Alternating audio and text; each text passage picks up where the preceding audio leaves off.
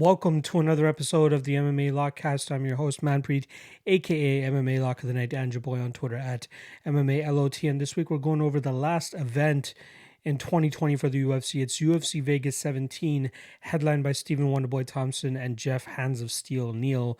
A very, very fun welterweight scrap in that main event. Geoff Neal finally gets that step up in competition that he's been waiting for, and this might be his opportunity to burst on the scene, especially to be able to capture a victory over a veteran like Wonderboy Thompson, who's seen the top of this division. A couple other bangers of fights too. We got Marlon Moraes versus Rob Font. We got Aldo against Marlon Vera, Chaos Williams versus Michel Pereira, Greg Hardy versus Marcin Tybura, great fight. Gillian Robertson versus Taila Santos should be great too. Both of them coming in on short notice as both of their opponents had fallen out over the last couple of weeks. Alex Morono taking a step up against Anthony Pettis here. Dalcha Lungiambula versus Carl Roberson, which was supposed to go down a couple of weeks ago as well. That's a great fight. And then obviously the return of Rick Glenn, who has been off for over 2 years now, taking on Carlton minus. There's a couple other big names on this card too, but I'm very, very stoked and very excited for this fight or this card. It's a great card to end off this crazy year.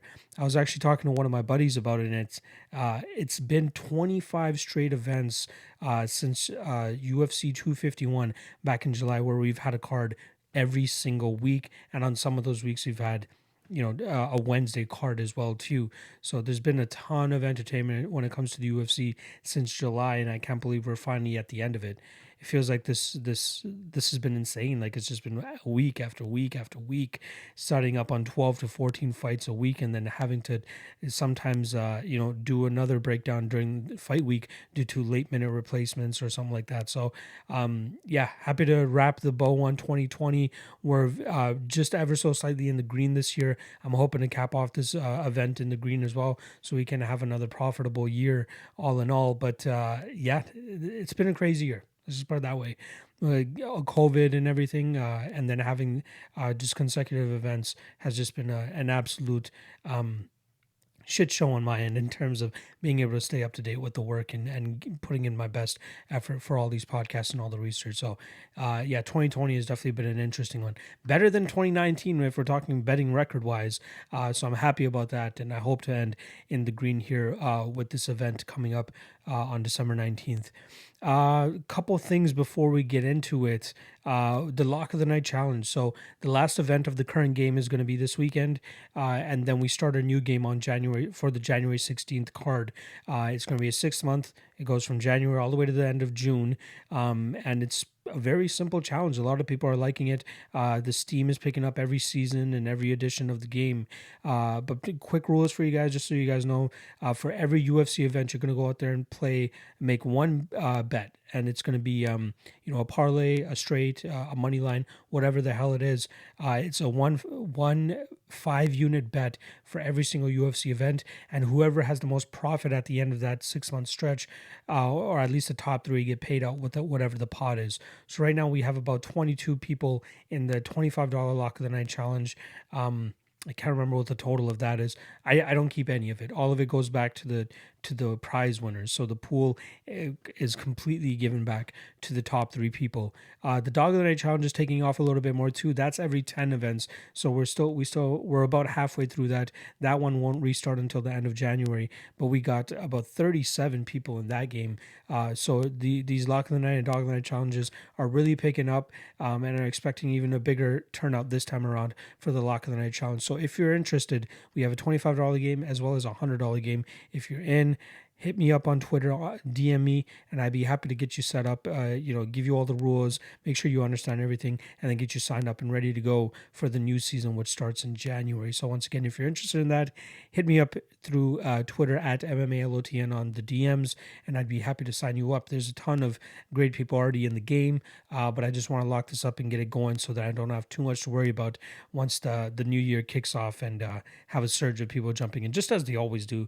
For some reason, everybody jumps in during the deadline, and it really fucks me up in terms of making sure I have everything organized. So the best way you guys can help me out is just signing up a little bit earlier so I can slowly get the game going, input everything as it needs to be. So yeah, if you're interested in the Lock of the Night challenge, hit me up on Twitter and I'd be happy to set you up. And next, I just want to drop on the Patreon once again. Shout out to everybody on the Patreon. We're up to 220 people.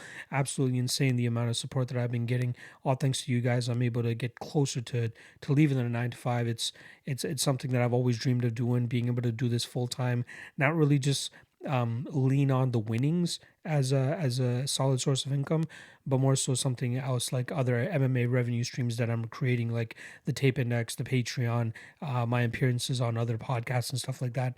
It's insane how much we've come in the last 2.5 years, but the respect and the reputation continues to grow on a week-to-week basis, as well as the support on the podcast. Like hitting the 4K mark on a regular basis now is amazing. I hope that we can keep that going, 5K, 6K, 7K, even get into the 5 digits at one point. I'm really looking forward to that. So shout out to everybody for the support.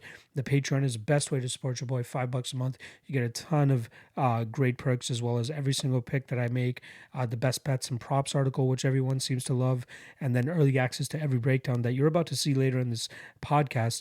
As soon as I'm done recording it, I throw it on the Patreon so everybody has first access to it first before I actually get it out to the public. So a couple other things on there. Something cool that I want to be starting in January as well too, with the Patreon, but I'll wait for the first event there before I announce that. But I think I got some financial incentives for people to sign up to the Patreon. I got something cool cooking up that I can't wait to share with you guys. All right. That's about it. I don't want to ramble on too much longer. You guys are here for the breakdowns for this insane card. We had 15 fights at first. A couple have fallen off. I think we're at 13 or 14 now. So there's plenty of podcasts to be had.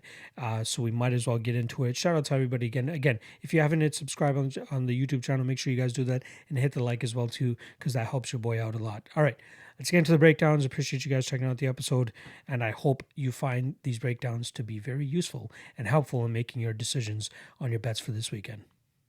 Looks like I actually forgot to do my UFC 256 betting recap, so I'm just going to input that here real quick before we get into the breakdowns. But we'll go over the event. It was a minor losing event. Let's start off with the lock of the night play, which was Tony Ferguson. Had him 5 units on minus 163. Did not expect Charles Oliveira to have that type of performance. I was telling somebody, I'm like, even if I didn't, or if I didn't have taken Tony Ferguson as my lock of the night play, I was going to take the under 2.5 in that fight as my lock of the night play, and that still wouldn't have hit either. Charles Oliveira goes out there and absolutely dominates Tony Ferguson in the grappling realm, something that not a lot of people, I think, would have expected. And, the way that Charles did it as well, too, was very, very impressive. I thought we'd see a little bit of resistance from Tony Ferguson, but we legit saw nothing. Like, he was stumped. He just didn't know how to get out of those positions from Charles, and Charles did a really good job of dragging it there time and time again and kind of just maintaining that top position and accruing that control time, and it worked out for him. So big shout out to Charles Oliveira, who picks up the biggest win of his career. I think it's now an 8 or 9 fight winning streak that he's on, so only big things for him here on out. All right, another loss on the night was minus 1.5 units. I had plus 140 on Jacare Souza against Kevin Holland. It was looking great. Jacare Souza got him down, and then Kevin Holland decides to throw these bungalows and absolutely starch Jacare Souza. So that was very that was surprising, the way that he was able to generate so much power from his knees and from his back, and hurting Jacare the way that he did, and then finishing him the way that he did. I think it was one of the most aesthetically dominating knockouts that we've ever seen, having somebody on their knees just crumpled backwards, but they're not able to fully go backwards because their legs are kind of just continuously springing them up, and we see Kevin Holland just throwing down shots, ridiculous shots. So big win for Kevin Holland there. We get minus 1.5 units there. Next up, we had a 1.5 units on the over 1.5 on the Junior Dos Santos and Cyril Gana fight. That cashes for plus 1.25 units. That was close. That was very, very close. I think it cashes with like 4 or 5 seconds. That was absolutely amazing that Gana was just like, all right, I'm all clear for the over 1.5. Let me go for it. And that's exactly what he did. So good to hit there. And then lastly, we also hit 2.94 units on Gavin Tucker to beat Billy Quarantillo at plus 147. Thought that was a solid spot. Very happy to hit that, especially at 2 units. My 2-unit underdog plays have been absolute fire as of late. I'm trying to remember the other ones, but the other one that does definitely come to mind was Glover Teixeira over Thiago Santos. I had him 2 units. I think it was plus 200. He was at crazy number that we got there. But even Gavin Tucker here at plus 147. Yeah, solid. Very happy to hit that underdog spot. I also had 0.25 units on Gavin Tucker to win the fight via KO at plus 900. I thought there was a ton of value there, to be honest, because I thought that Quarantillo was hittable. That was definitely true, but we did see a little bit more of a grappling approach from Gavin Tucker to kind of secure that decision victory. So I'm not too mad at that. Good one for Gavin Tucker regardless, and happy to cash that. And I did gain some Patreon members just strictly from that Gavin Tucker fight, even though I lost a couple Patreons because I lost the Tony Ferguson fight. So it ends up balancing itself out. Shout out to everybody that realizes, it's not just about the bets, it's about the reads and your ability to call fights that are very, very close that a lot of people seem to be on the other side of. And that's what happened in this fight with Billy Quarantillo. I was getting flack the entire week for my Gavin Tucker pick, and then when it cashes, everybody goes out there and apologizes to your boy. So you got to be confident, you got to stick with your guns, and don't let what the masses and the public are saying kind of skew your feelings and the direction that you're going for these fights. So there's another example of it right there. The week before, Jake Collier, same thing. I got starched all week for that, and then he goes out there and wins that fight to a T in terms of how I expected it to go. So I'm happy with the turnout. I'm happy with calling that Gavin Tucker win. But all in all, we end up in the negative at minus 2.56 units. It hurts to have an L there, but there are some glass half full moments here with the Gavin Tucker win, and even the over 1.5 on the JDS and Ghana fight. So yeah, it is what it is. We move along to UFC Vegas 17, which I feel like has some great betting opportunities. Personally, I already have my lock of the night play made. If you guys want to know what that is, check out the Patreon. I already have it posted over there. Otherwise, if you want to wait for it to be free to the public, you got to wait till Friday. The line might move. Who knows? Can't promise anything. But I am actually looking to make the rest of my plays in the next day or two as well. So I think I'll have a total of 3 plays for this card, and one of them is already posted, which happens to be my lock of the night play. So make sure you guys check that out. All right, now let's get into the breakdowns. Rick Glenn versus Carlton minus. We got minus 325 for the returning gladiator Rick Glenn and plus 265 for Carlton minus, who just recently made his UFC debut.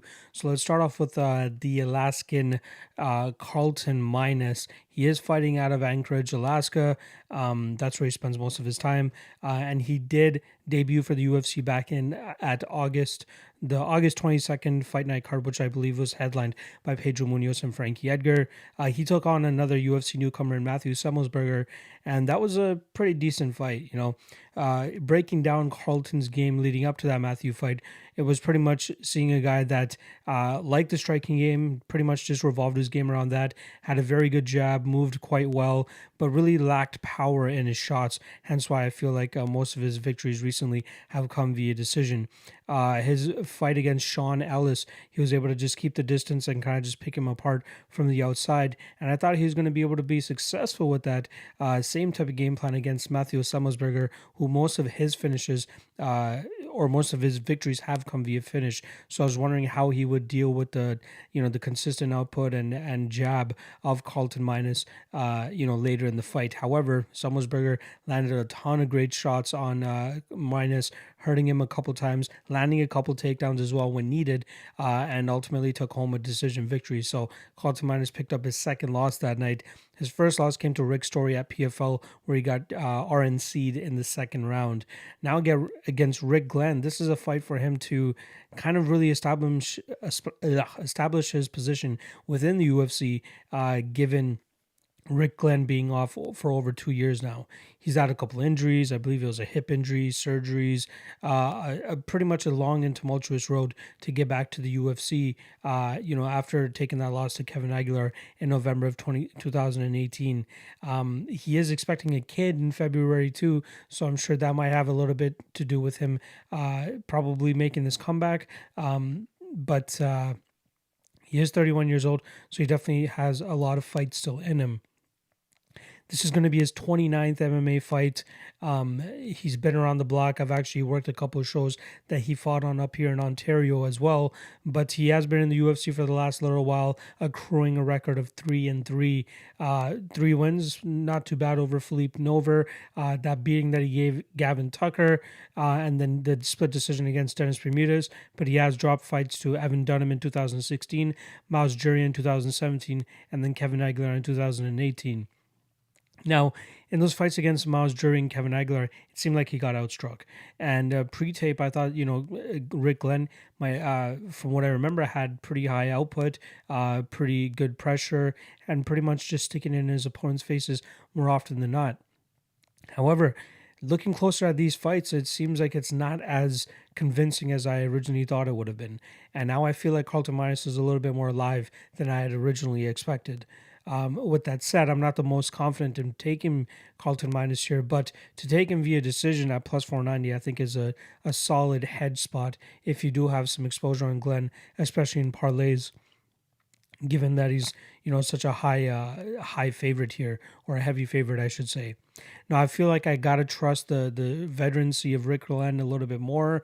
However, his layoff does give me some reason for concern. This is a fight that I did expect to find a reason to parlay Glenn with something else that I wanted, better odds with for the later on in the card. However, once I really start to dig into it, I'm a little bit more skeptical. Now, I don't see a finish transpiring here. I feel like if Glenn is going to be successful in getting his hand raised, he's going to need to implement his grappling and wrestling game a little bit more, as I feel like if this stays on the feet, it could be a lot closer than he wants it to be. Now, Carlton Minus has decent output. Rick Glenn does as well, but it does seem to taper off for Rick Glenn when he's fighting somebody that is putting up a little bit more of a resistance than a guy like Gavin Tucker, who seemed to be gassed after that 1.5 round mark. I feel like Carlton Minus will be around for the full 15 minutes, and unless Rick Glenn, decides to take this to the ground, it's going to be much, much closer. I feel like he does have that in his back pocket. And also, an interesting change of pace here for Rick Glenn. Also, it seems like he changed his training camp. He was originally at Team Alpha Male over there in Sacramento, and now it seems like he's been bouncing around a bit. He spent some time in Milwaukee, but as of right now, it seems like he's set up shop in Des Moines, Iowa, training at, I believe, Absolute MMA and Fitness or something like that, a gym that I'm not completely familiar with, nor am I familiar with much of the training partners that he's been getting in rounds with. So I'm not sure the reason for the move for Rick Glenn. Team Alpha Male maybe just didn't work out for him, but I'm interested to see how much of an impact a training camp like this, especially a gym that seems relatively new, how much of an impact it'll actually have on a guy who's as veteran as Rick Glenn is. So I'll still go with Glenn to win this fight via decision. I feel like him, possibly threatening with the takedown. I haven't really seen too much from Carlton Minus in terms of defending takedowns and really having too good of a jiu-jitsu game off of his back. So I think he might be out of luck if this fight does hit the ground. However, if he's able to keep it on his feet,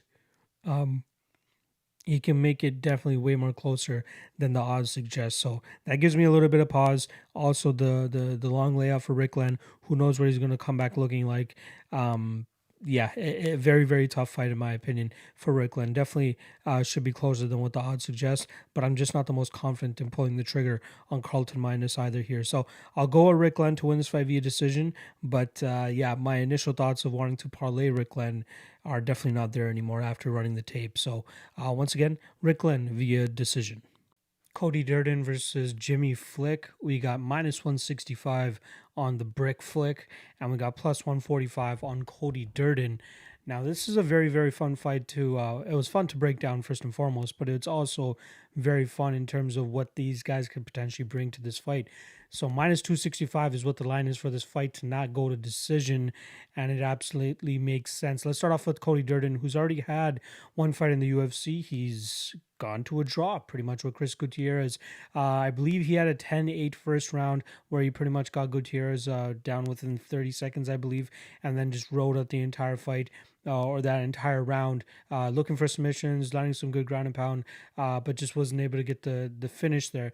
Chris Gutierrez did a good job in the last 2 rounds to go out there, keep this fight on the feet, albeit did get taken down in the last 45 seconds of the second round. But outside of that, he did a good job of keeping it on the feet and kind of just picking apart Cody Durden from on top. And most people expected that to happen if this fight did stay on the feet. However, I think there was a ton of value on Cody Durden at those crazy odds. I believe he was roughly around plus 230, plus 250 for that fight. Regardless, everybody's bets gets voided as this fight ends up going to a draw. But that's pretty much his style. He likes to get the fight to the ground. I mean, he has the USA Wrestling tattoo over his left shoulder, and that usually means, the guy has a pretty good wrestling background, and you got to say the same thing for Cody Durden here. Striking looks like it could use a little bit of work, but he does definitely have power in his hands. Likes to move forward pretty much at all times, but it's obvious that his game plan is more often than not to get the fight to the ground. He has good submissions. He has a ton of submission victories and a bunch of ground and pound victories as well too. He even has a slam victory on his record, but then again, he was fighting a guy that was 0-1 that night. I like what I see from the kid. I think he has a good amount of potential. He's 29 years old, so he really has to start to get it going in terms of like making a move towards the top. Obviously, he hasn't been defeated since March of 2018. So he's currently on a 2, 4, 6, 7 fight winning streak, or at least 8 fight unbeaten streak if you want to take this draw into consideration. But this is a tough fight in terms of being able to implement his game without putting himself into danger. Now, I like to refer to these fights as like the Ben Askren and Damian Maia fight, or at least that's the type of template we have for this fight. We have a strong wrestler going up against a guy that has a very diverse set of skills when we talk about Brazilian Jiu-Jitsu. All you need to see is Jimmy Flick's last fight against Nate Smith, which was on the Contender Series, to know that this guy loves hunting for the choke, and that's more often than not how he gets his fights done. He has a ton of victories by submission. Let me get you the actual number there. He has 13 victories by submission out of his 15 fights. The other 2 went to a decision. Hasn't notched a knockout finish or a ground and pound finish. The guy's always hunting for the sub. He does look slightly uncomfortable on the feet when the fight does, take place on the feet. He did end up losing via punches to Chris Gutierrez as well as Ray Rodriguez, who are both in the UFC. But he's still able to go out there and like submit guys. Last 3 fights, all submission victories. I like his style in terms of, attacking submissions as often as he is. Now, the question here is, does Cody Durden have a good enough submission defense to not get tapped here? He has gotten rear naked choked by Ryan Hollis way back in 2018, but no one has really been close up until that point, or since then, I should say. I wouldn't even be entirely surprised if this fight ends up taking place on the feet for the most part. And I feel like I would have to trust Durden a little bit more on the feet. But I don't know. I don't know what it is about Flick. Like, he has this way of always initiating the grappling exchanges, whether it's one way or another. This is a very tough fight. I'm definitely going to be passing it. The only thing I would recommend, if anybody wants to take a play on this fight, and I know it's a little bit juicy, but that fight doesn't go to decision at minus 265, is very, very intriguing. But this is a very, very tough fight to call. I'm gonna go with Flick here, though. I feel like he will be able to initiate the grappling in some way or another. Cody Durden obviously should have good takedown defense, being from like a wrestling background. But all it takes from Jimmy Flick is a trip or even hopping on an opponent's back or something like that, and this guy can definitely get his jiu-jitsu game going. Again, the longer this fight stays on the feet, the more I'd be questioning the Jimmy Flick's ability to win this fight. However, I just expect with his pressure and the way that he fights, almost like I don't want to compare it to Tony Ferguson too much, as I don't want to spit in the face of Tony Ferguson, but I think that Flick has some potential to definitely go out there and get some victories. He's 30 years old, 15-5 record on a 3-fight winning streak. Fuck, man. This is a very, very tough fight. It's definitely a tough toss up for me. Shout out to anybody that managed to get in on Cody Durden at that plus 170-ish line. He even got up to plus 185 at a certain point. But, people are understanding the love on Cody Durden. I get it too.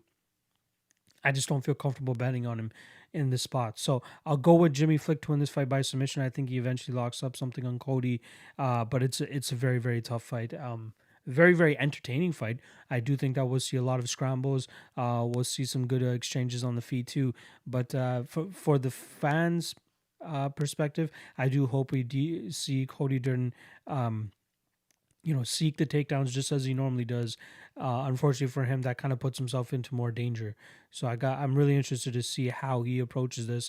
If he does go the grappling route, how good his submission defense is, and if he's going to be able to keep Jimmy Flick, off of him in terms of submission attempts for 15 minutes, or even however long it takes him to potentially finish Jimmy as well too. So once again, I'll go with Jimmy Flick to win by submission, but very, very sketchy fight here. Tafon and Nchukwi versus Jamie Pickett. We got minus 300 on Nchukwi and plus 250 on Jamie Pickett. The over-under is obviously set at 1.5, with the under being minus 120. Let's start off with Tafon and Nchukwi, who's coming off a Contender Series victory over Almatavo. I tried. I swear I tried. But that was on the Contender Series. Knocked him out with a beautiful head kick in round 2. Phenomenal performance for him there. Showed a lot of patience. Showed a lot of durability too. There were some good moments for Al in there as well. But Tafon truly showed his durability and his ability to stay patient and wait for the proper opening to actually get that finish. In total, so he has 3 amateur fights as well, all of which he was able to get finishes in as well. And then obviously his 4-fight winning streak as a pro, keeping him undefeated, are all via finish as well too. So the guy's a finisher, plain and simple. The guy likes to go out there and put you out. Doesn't have one win by submission, but it's pretty much all KOs, and especially the last one, probably one of the nastier KOs you'll see given how long Almatavo was out. Now here against Jamie Pickett, he's fighting a guy that's a little bit longer, lengthier in range. We are seeing Tafon actually go down in weight now too. He fought at heavyweight in his second fight. He fought at 225 against William Knight in CFFC. He fought at 205 against Almatavo, and now he's coming in against Jamie Pickett as a 185er, which should be really interesting to see if he's able to get down to that weight. So I would be very hard-pressed to be telling people to jump on Tafon at this point in time. I would prefer to wait until the weigh-ins to see how he reacts to actually, making it down to 185 pounds. That's 18 pounds less than he was at the last weigh-in that he fought at. So, I like Tafon. I think he has some power. I think he has some potential too. He is 26 years old, so he has a couple, years still to really flesh out the rest of his game. Initially, when he had fought and beat Matavo, I'm like, okay, this might be a guy that I'm going to look to fade in the future. But as I start to go through his fights, I'm actually liking the kid more and more. He is a little bit more low output, but I think that his power makes up for that, as more often than not, when he lands on his opponents, they show visible signs of trauma, and they show visible signs of damage, and that definitely plays a part in the judges' decisions if it ever does reach the judges' scorecards, which again, Tafon has yet to do in his 7-fight MMA career, 4-fight pro MMA career. Jamie Pickett, on the other hand, a little bit of a lengthier guy, a little bit of a bigger guy. I don't know why he gives me Khalil Roundtree vibes, but it is what it is. Currently, he's on a 2-fight winning streak. His last 2 losses, both came on the Contender Series, where he got triangle choked by Charles Byrd, and then he got unanimous decisioned by Punahele Soriano back in June of 2019. He goes out there, he gets one more victory in September of 2019 via decision, where he really took a grapple-heavy approach to get his opponent down and do some work from there. And then the Jonathan Patty fight, we saw him have some good success in that first round. Nothing crazy, and then he comes out and absolutely starches Patty in the second round with the beautiful combination that pretty much almost every fucking punch landed in that combination. Beautiful work there. So he gets the finish. I'm sure he, you could see the emotion on his face too, really letting it out, especially having 2 losses in that in that setting already in the Contender Series. So to finally go out there and get a victory and get a decisive victory was very, very important to him. So good for him to actually get that. But now he's coming into the UFC and fighting a guy that's very, very tough in Tafon. Now, one of the flaws that I saw in Jamie Pickett's game is that he seems to have a bit of that tall man defense syndrome where he holds his chin a little bit too high, especially when he's throwing combinations. And for me, it feels like Tafon has a very nice high tight guard, which allows him to counter very well too, because he's able to actually like see through his guard and see what his opponent is throwing at him. And I think that's where Jamie Pickett's going to be in some tough trouble here. I think Jamie's best bet at actually winning this fight is keeping it at distance. Go out there and use his kicks, try to stay out of the range of the power punching of Tafon, and kind of just pick him apart for 3 rounds.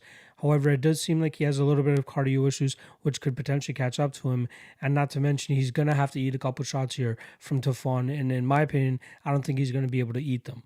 The shots that we see from Tafon are just absolutely insane. Like, the guy throws with such heat, such power, and such speed that really catches his opponents off guard.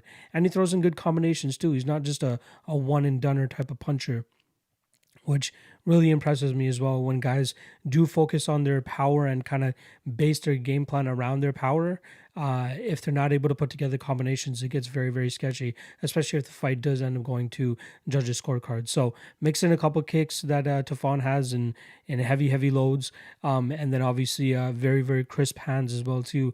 I think Tafon could definitely be a problem for a lot of people. But the thing here is Jamie Pickett does have some experience advantage here.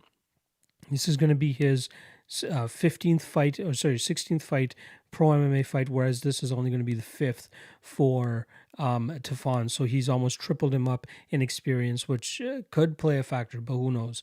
However, I still will go with Tafon. I think he's a pretty safe parlay piece as well too. I wish I could give you guys a better insight in terms of the over-under as well. If it was 2.5, I'd probably play the under 2.5. It is at minus 250 at a couple of spots, but the under 1.5 is about minus 120-ish. I don't know. I could feel it. I could see it kind of playing out a little bit longer with, Jamie being a little bit more conservative. But once things start going and really start opening up, I could definitely see Tafon landing perfectly on Jamie and kind of putting him out. So I'll go with Tafon inside the distance. Solid parlay piece as well too. But do keep in mind that this is only his 5th pro MMA fight, so he still has a lot of growing to do for sure. But yeah, I like what I see from him thus far. So once again, I'll go with Tafon to win this fight, probably by first or second round KO. But I truly want to see him showcase a more overall MMA game when he needs to. I'm not sure if this is the fight that he'll need to, but I think he has a solid chance to go out there and knock out Jamie Pickett. So once again, I'm going with Tafon and Nchukwi to win by either first or second round KO. Aiemann Zahabi versus Drako Rodriguez. We got minus 185 on the Contender Series vet. Drako Rodriguez and plus 160 on Aiemann Zahabi. So let's start off with Zahabi. Obviously, most of you guys will recognize his name. He is the brother of TriStar head coach Faraz Zahabi, and I feel like that had a little bit to do with him being able to make it to the UFC with the resume that he had. So he came into the UFC with a record of 6-0. Very skeptical competition on the way in.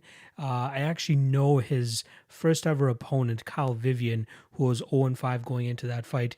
He's actually ended his career at 0-8. But if you go through that guy's record, you'll notice other very familiar faces such as Jason Sago and also Sergio Pettis, who got a victory over this guy. But, a couple other very sketchy opponents on his record. And he gets into the UFC February of 2017. I believe that was the UFC Halifax card where he took on Reginaldo Vieira in a very, very close fight. But I did see a couple scorecards out there actually giving that fight to Vieira, so there's a potential for some hometown cooking there. But not the type of performance you would expect out of somebody that was as highly touted as Faraz Zahabi's brother. Then he goes out there and loses 2 straight fights to Ricardo Ramos, I should say, and Vince Morales via decision. Obviously, that fight took place in Ottawa. Didn't get the hometown cooking there, but he just didn't have the volume that you would require to beat a guy like Vince Morales. Now, I'm not sure if it was like just him being a little bit timid due to the Ricardo Ramos KO that he suffered back in November of 2017. He took close to, about a year and a half off and then came back for the Vince Morales fight and just did not throw that much. It seemed like Morales was in control of that fight from the beginning to the end. There just was no urgency on Zahabi's side.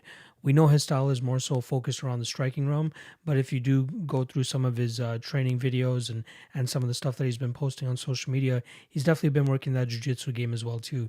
He did attend a quintet type jiu-jitsu tournament over here in Ontario and did very well with his TriStar team. He's really trying to round out his game. He's still quite young too. Well, actually, wow. I don't know why the hell I thought he was much younger, but he is 33. So I guess he is getting up there in age. I'm not sure why I had believed that he was a little bit younger than that. But yeah, it's definitely, kind of, he's running up against the clock at this point in time. And the fact that he's having so much layoff in between all this time as well, it just doesn't really bode well for him. Now he's coming off another year and a half layoff. So if he was trying to get the rust off in that Vince Morales fight, he's going to have some more rust here against Drako Rodriguez, who was very, very hungry to make a statement on the UFC scene. Zahabi still needs to show a little bit more improvements on my end. Being a striker, I feel like we need to see more from him. He does have good jiu-jitsu again, like I said, so if he wants to take it there, things could get very interesting for a Drako Rodriguez who, also seems to like the jiu-jitsu realm as well. I find it hilarious because I was trying to figure out a little bit more about Drako. Just through tape alone, it was very hard to really kind of figure out what kind of fighter he is. And there's actually a article out there where the president of King of the Cage, which is the regional company that he fought for numerous times before jumping over to the Contender Series. But there was a little bit of a disagreement in terms of letting him jump over to the UFC earlier. And one of the things that his that the promoter was quoted in saying was, okay, he's a good striker, his wrestling is decent, but his jiu-jitsu just needs help still, which I find hilarious given that he has, several submission victories on his record, not to mention the one that he was able to secure in the Contender Series to fully put out Mana Martinez via triangle choke in that first round. So, very, very interesting for the president to say something like that. But it seems like, it's tough to really get my grip on what kind of fighter that Drako truly is. Like you see his fight against Tony Gravely, getting taken down time and time again, and then eventually finished in that 5th round. Not really too much to be ashamed about there because Tony Gravely is a legitimate opponent as well. The Shane Moffitt fight, mainly seen that on the ground, eventually gets the armbar there. And then the Mana Martinez fight, that's a fight that he chooses to take to the ground and then eventually gets a triangle choke. The Elliot Kahn fight, that guy was 5'3", obviously had a huge size disadvantage there. And then, Drako Rodriguez really showed his size and pressure there as he was able to take him down and just stay on top of him, back mount, full mount, back and forth in that position, and then eventually just ground and pounded to a finish. Probably could have stopped that fight much earlier too, but he was happy to just continue to wail on Elliot there. I'm still trying to get an idea what kind of fighter he is. I feel like he's going to want to take Aiemann down if that's kind of his route to victory. But we have seen some improvements or hope to see some improvements from Aiemann's side there. Now, as a complete fighter, it seems like Aiemann is the one that's a little bit of a step ahead, but that does also take into consideration that he's almost 9 years older than the kid. But I feel like this is going to be more than skill for skill. This is going to be more about who's hungry to be in the UFC. And I feel like Drako, given everything that he's been through to get to this point in time, he's going to be a little bit more hungry, not to mention he's not the one dealing with the huge layoff.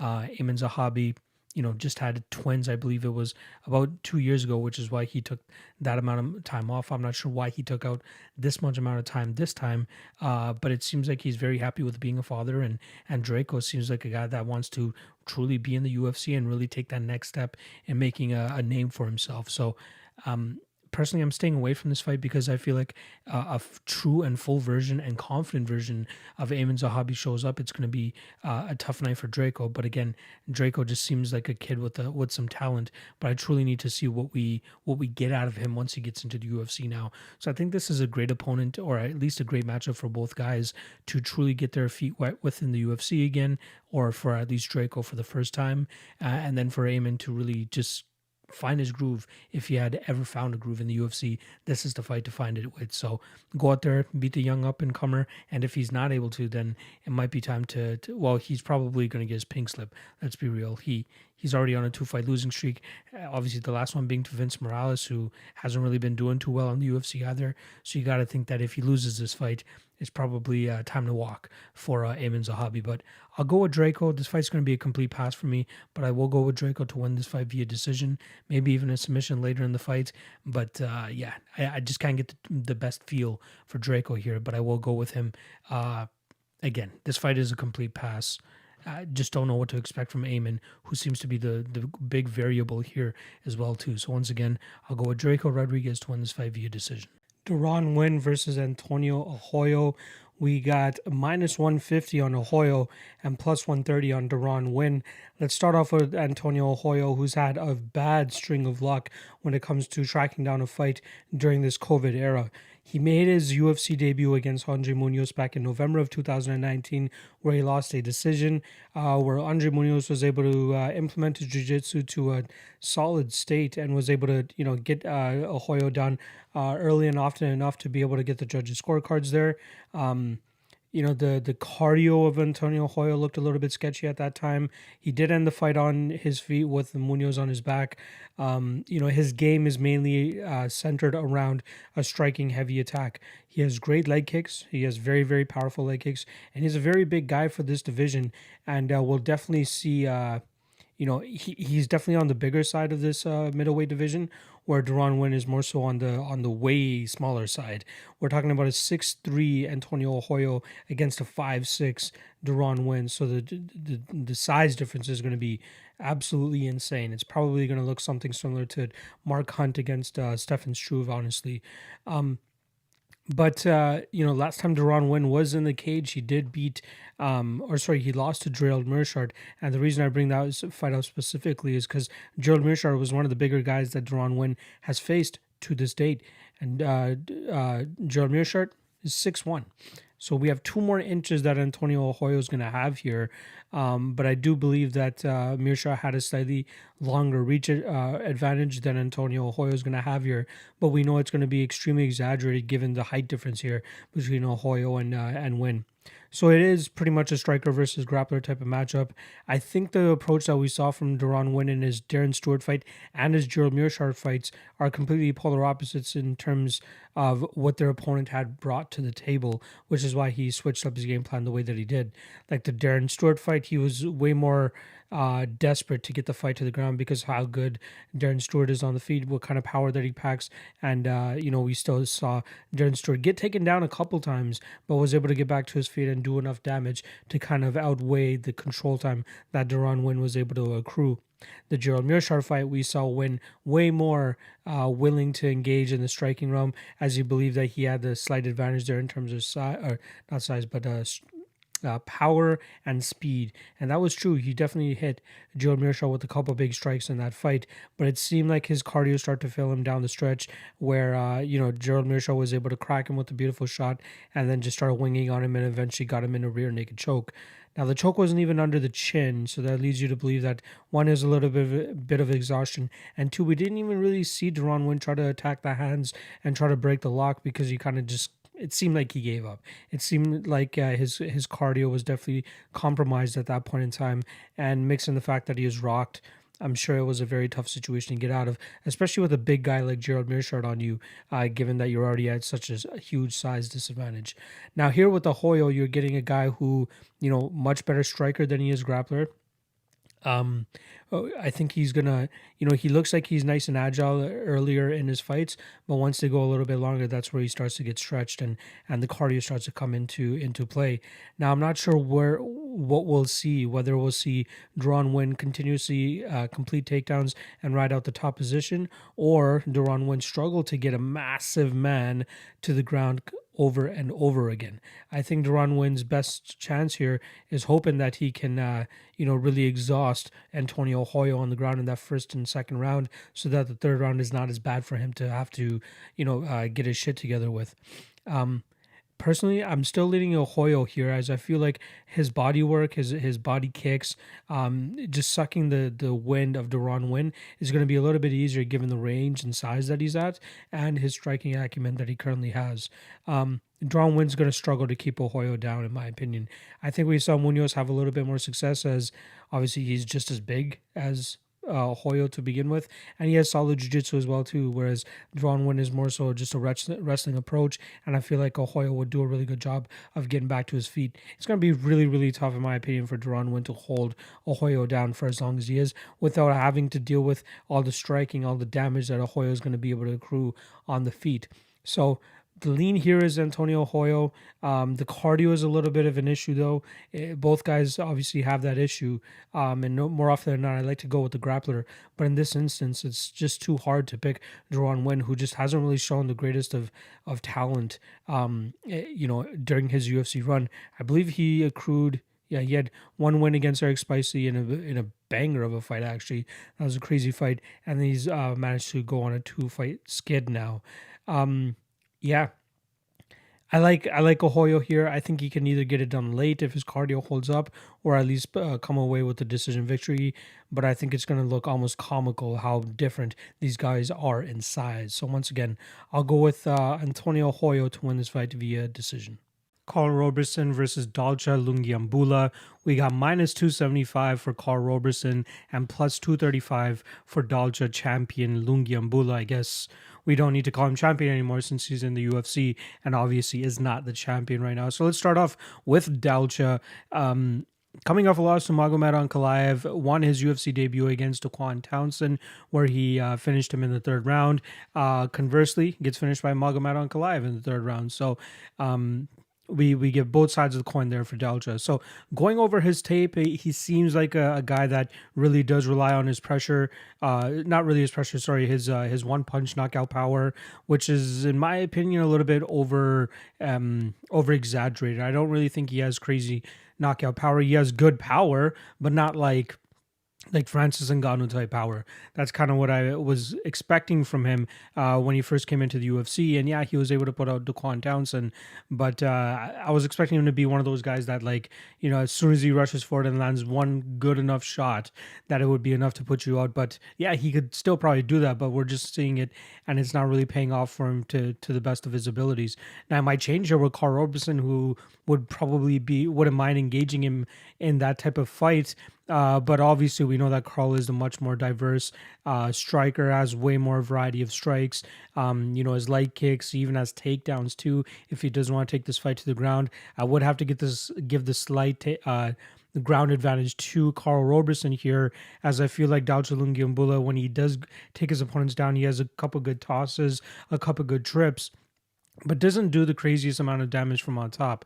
He did finish Stuart Austin from a bit of ground and pound elbows in the second round there, but that first round against Stuart, once he was on the ground and Stuart had full mount and was raining down shots on him, a lot of judges probably would have stopped that fight, or a lot of referees probably would have stopped that fight. Maybe we got a little bit of favoritism for Dalcha, considering he was fighting in South Africa and he seemed to be a big star down there. So maybe that's why they didn't stop it for Stuart at that time. And then conversely, they stop it for Dalcha in a similar situation. If anything, I think that Dalcha was probably getting beat up worse by Stuart Austin near that end of that first round compared to what Dalcha was doing to Stuart in that second round when he got the finish. But things do get hairy for him when he's the one getting taken down. He doesn't really have much off of his back. I think if Karl gets him in that position, it might be a little bit difficult for Dalcha to get up or even just have any type of offense off of his back. And the further this fight goes, I think the more success that we'll see Karl Roberson have here. Now, when I saw the line, I'm like, okay, this is a little bit too wide. Minus 275 for Karl Roberson. We could potentially see a knockout here. But the over-under is actually at 1.5, and I'm very, very happy for that. I kind of thought that they would make it at 2.5. But with this at 1.5, I do like the over here. It's minus 125 currently. We'll see what it is once it starts to open up on more websites. Ooh, Pinnacle has it at minus 111. I'm gonna have to see what those limits are right now, because I don't think that's a bad spot. But yeah, this is I think that the over 1.5 is really good here. Dalja is quite low output, really only goes for that kill shot type of strike. One of my boys, Newsom, shout out to Newsom MMA, but he kind of compared this to a Gabriel Benitez and Justin James fight. And I kind of said to him in response, I'm like, that's a good point, but I think that Dalja has a better chance of knocking out Karl than we had James knocking out Benitez. But the more I run the tape, man, I'm kind of starting to think that I over-exaggerated the amount of punching power that Dalja actually had. So he seems to have a very limited game plan. If he's not able to get his opponents down, I think it gets very difficult for him. I'd be surprised if he got Karl down and even kept him down for a longer period of time. Like, we've seen some good work off of Karl's back to reverse positions, get out of submissions, and even do some solid work from on top himself if he is able to get on top of his opponents. So I'm liking the progression that we're seeing from Roberson. I'd like to write off that last fight against Marvin Vettori, as I believe that was a very bad matchup for him. But here against Dalja, I think that he could cruise, but minus 275 is a little bit too much for me. With that said, I think this is going to be a slower paced fight, maybe a lot of clinching, possibly either guy going for a takedown here. I think if anybody would be going for a takedown, it might be Roberson, just to get it down and kind of like suck out the power of Dalja, just in case he is kind of concerned about that. But also, let's not forget the size disadvantage that Dalja is pretty much at in every single fight of his. So he's 5'8", with the 76-inch reach. Karl Roberson is 6'1" with a 74-inch reach. So Dalja is definitely a smaller, more dense dude. The guy's pretty thick, I would say that. But Roberson will definitely have the size advantage here. That's a solid size advantage. Let's not overlook that. That's over like 4 or 5 inches that we're talking about. So Karl should probably do a good job of kind of sticking and moving from the outside, landing the shots that he needs to. Like, I kind of wish that Roberson was closer to like minus 150, minus 160, as I believe that's a line that I'd be more interested in. He opened at minus 245 and slowly getting steamed up higher and higher. So maybe a possible parlay piece. I'm not 100% sure, but the spot that I do like the most, I think, is the over 1.5, minus 125. My opinion, is a great line. Anything over minus, or anything better than minus 140, minus 150, I say, is a solid line on that over. I do think if there is a finish, it will probably be later. And if there is a finish, I see it coming from Karl, probably pulling off a submission. So I would love to see what the submission prop on Karl Roberson is here, as I think that that might be a sneaky prop. So yeah, I could potentially plug that on the propping you up stream that me and Cody do on Wednesdays, on Thursdays. But yeah, I think that might be a sneaky good spot. So yeah, I got Karl Roberson here, probably by late second round or third round submission, or even TKO, ground and pound, whatever it is.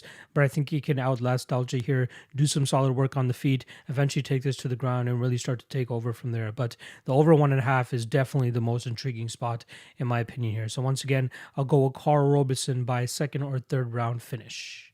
Sijara Eubanks versus Pannie Kianzad. We got minus 155 on Sarge and plus 135 on Kianzad. Let's actually start off with Sarge, who's coming off a loss to Vera last time around at UFC 253 back in September. And just under 3 months later, we see her come back and fight another solid opponent in Pannie Kianzad here. Now, Sijara is getting a little comfortable at this 135-pound range after she did miss weight a couple times at 125 pounds. So she is always, more often than not, going to be the smaller woman when she steps inside the cage. Vera had about a 4-inch height advantage on her, and now Pannie Kianzad is going to is going to have about a 3-inch height advantage on her, so she'll look a little bit shorter than, if she's fighting anybody around her size. Now, obviously, I'll give her a lot of credit for that Julia Avila win. That was a fight where I had heavy Avila money. I thought she was very live there. I thought she would be able to get the victory, kind of just bull rush Sijara, maybe take her down and do some good work from on top.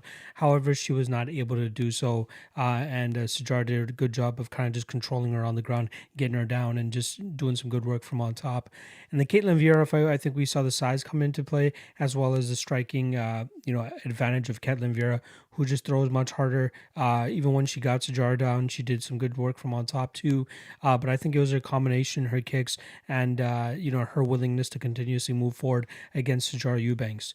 Now, we can kind of throw out the narrative of Sijara being a bad or having a bad gas tank. I feel like that's a drum that's been beat on a lot for her last couple of fights, especially when people are breaking down her fights. But now she's gone to a decision, 4 straight times as of late, 5, 6, 7, 8 straight times, including her exhibition bout against Roxanne Modafferi. She's gone to a decision, and she's put together a 5-3 record in that amount of time. Now it all depends on her opponents. I mean, I thought it was going to be okay if Ketlin's going out there and kind of putting on a pace with her and really outstriking her. Maybe we'll see Sijara start to gas in those later rounds. However, she didn't. She was still in the fight. However, Ketlin was still way more efficient on the feet, landing the better strikes and just getting a better overall take from the judges there. Now, here with Pannie seems like she'd be able to kind of implement a similar type of game plan to Caitlin Vera. However, I'm not sure if that's actually going to be 100% effective here. The ground game of Sijara kind of worries me here, as we did see Betch have some solid success when she did get Pannie down in their fight. However, I think that Sijara does have better jiu-jitsu, and she might be able to do a better job of keeping Pannie down. Now, when this fight's on the feet, though, I feel like the confidence and experience of Pannie Kianzad with her striking is going to pay dividends here. Sijara, mainly a jiu-jitsu player who has shown improvements in her striking game, which is why she was able to get that victory over Sarah Moraes and did some decent work on the feet against Julia Avila too. But when an opponent does have an advantage in that striking realm, we do see Sarge start to struggle a little bit. And I think that's what we saw in the Caitlin Vera fight. And I feel like that's what we're going to see in this Pannie Kianzad fight as well. Now, it's all pertinent on whether Pannie will be able to keep this fight on the feet, because I don't think that we'll see Sijara willingly go out there and strike for 50 minutes against Pannie. Pannie, again, she's going to have a little bit of the range. She has a great kicking game. Her strikes from distance are very effective as well. So I think that she definitely has the advantage there. I'm kind of surprised to see Pannie at dog odds, but for some reason I'm not super compelled to actually go out there and put the money on her. I do think she wins, but again, the grappling does concern me a little bit. If Sarge is able to get her down and do some good work from on top, it could get very, very hairy for anybody that has money on Pannie there. All she needs is 2 rounds, and she's able to do it against Julia Avila, who in my opinion maybe a better overall fighter than Pannie, but we still need to see Avila's game kind of flesh out, as she's really just gone out there and just starched most of her opponents in the first round. Now with Pannie, she's a little bit more experienced, has a couple of decision victories under her belt, and again, much more striking based than Sijara is, so we'll see her a little bit more comfortable there. How the size difference is going to play into advantage for Pannie, I think her kicks will be more effective, but also her ability to maintain the distance, which I think is going to be crucial here in her being able to keep this fight on the feet. I kind of trust Pannie to be able to keep the distance and keep the range, but I just have a funny feeling about this fight. I'm not sure exactly what it is, but I still will side with the dog here. I think Pannie will go out there and outstrike Sijara for about 2 rounds. But things will definitely get very interesting if this fight does hit the ground with Sijara in top position. So I'll go with Pannie to win this fight via decision, but not with the utmost confidence here. Alex Morono versus Anthony Pettis. We got -210 on Showtime and +175 on the Great White Alex Morono. Let's start off with Morono, who's coming off a victory over Rhys McKee just under a month ago, which is interesting that he's taken the fight so quickly. He didn't seem to take too much damage against Rhys McKee. That was a pretty good fight, though, I will say. In terms of strikes that were landed by McKee was 124.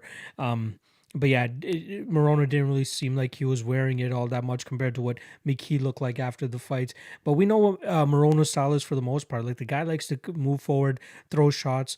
He throws a high amount of output when he does go a full 3 rounds with his opponents.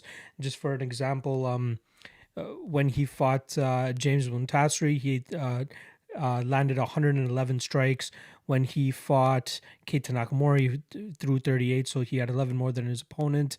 Another decision, the Jordan Meehan and Alex Morono fight was an interesting one. Very, very low volume with Meehan getting a ton of the takedowns. But the unanimous decision victory over Song Kanan, he outstruck him by 37 strikes, 98-61.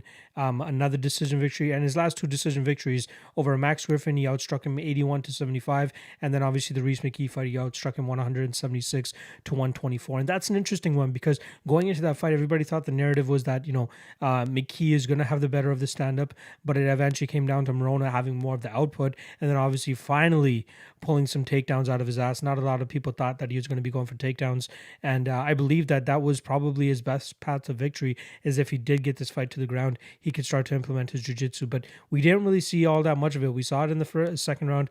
It wasn't, he didn't hold him down for that long at all, but then in the third round, he managed to get that takedown after that weird missing mouth guard scenario that went down. But yeah, right after that, they restarted the fight, and Morono gets him down pretty much, probably not the greatest shots you've ever seen out there, but he still gets a takedown and rides out that top position for the last minute and a half to 2 minutes. So, Morono is showing a little bit of progression in his career, showing a little bit more versatility at this point in time. His striking could still use a little bit of work. Like he's a little bit slower on the feet. He does throw with output, which is very, reassuring if you're a Morono backer. But I think that, something that he doesn't really tout that often that he should is his black belt. Like the guy has, does he have any submission? He has a guillotine choke over Joshua Berkman, and that is it. No other submission victories in the UFC. So he needs to start using that, especially in this fight against Pettis. Like Pettis is a black belt himself as well, but I think that if Morono gets top pressure, he should be able to at least land some good shots and kind of pressure Pettis. Now we know what Pettis' game has been for the last little while.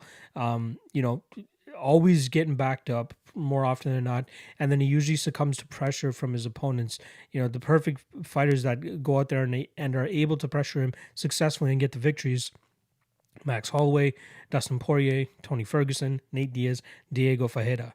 Now, the interesting thing about that last opponent is Diego Ferreira also trains at Fortis MMA, which is where Alex Morono now sets up his camp. He splits time between his own gym and then obviously spends majority of the time at Fortis. And you're seeing, pictures of him coming out of the Fortis camp, training with high-level guys, which should really help him prepare for this fight against Pettis.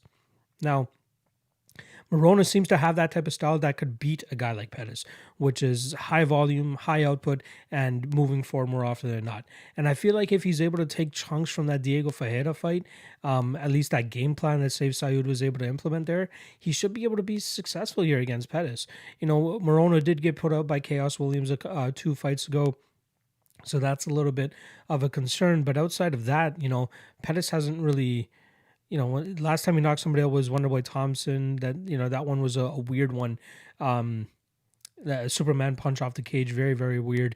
And then before that, he hadn't knocked anybody out since Donald Cerrone at UFC on Fox 6, where he hit him with the body kick. That was back in January of 2013. So we're talking close to 8 years ago now was the last time, besides that Wonderboy Thompson knockout.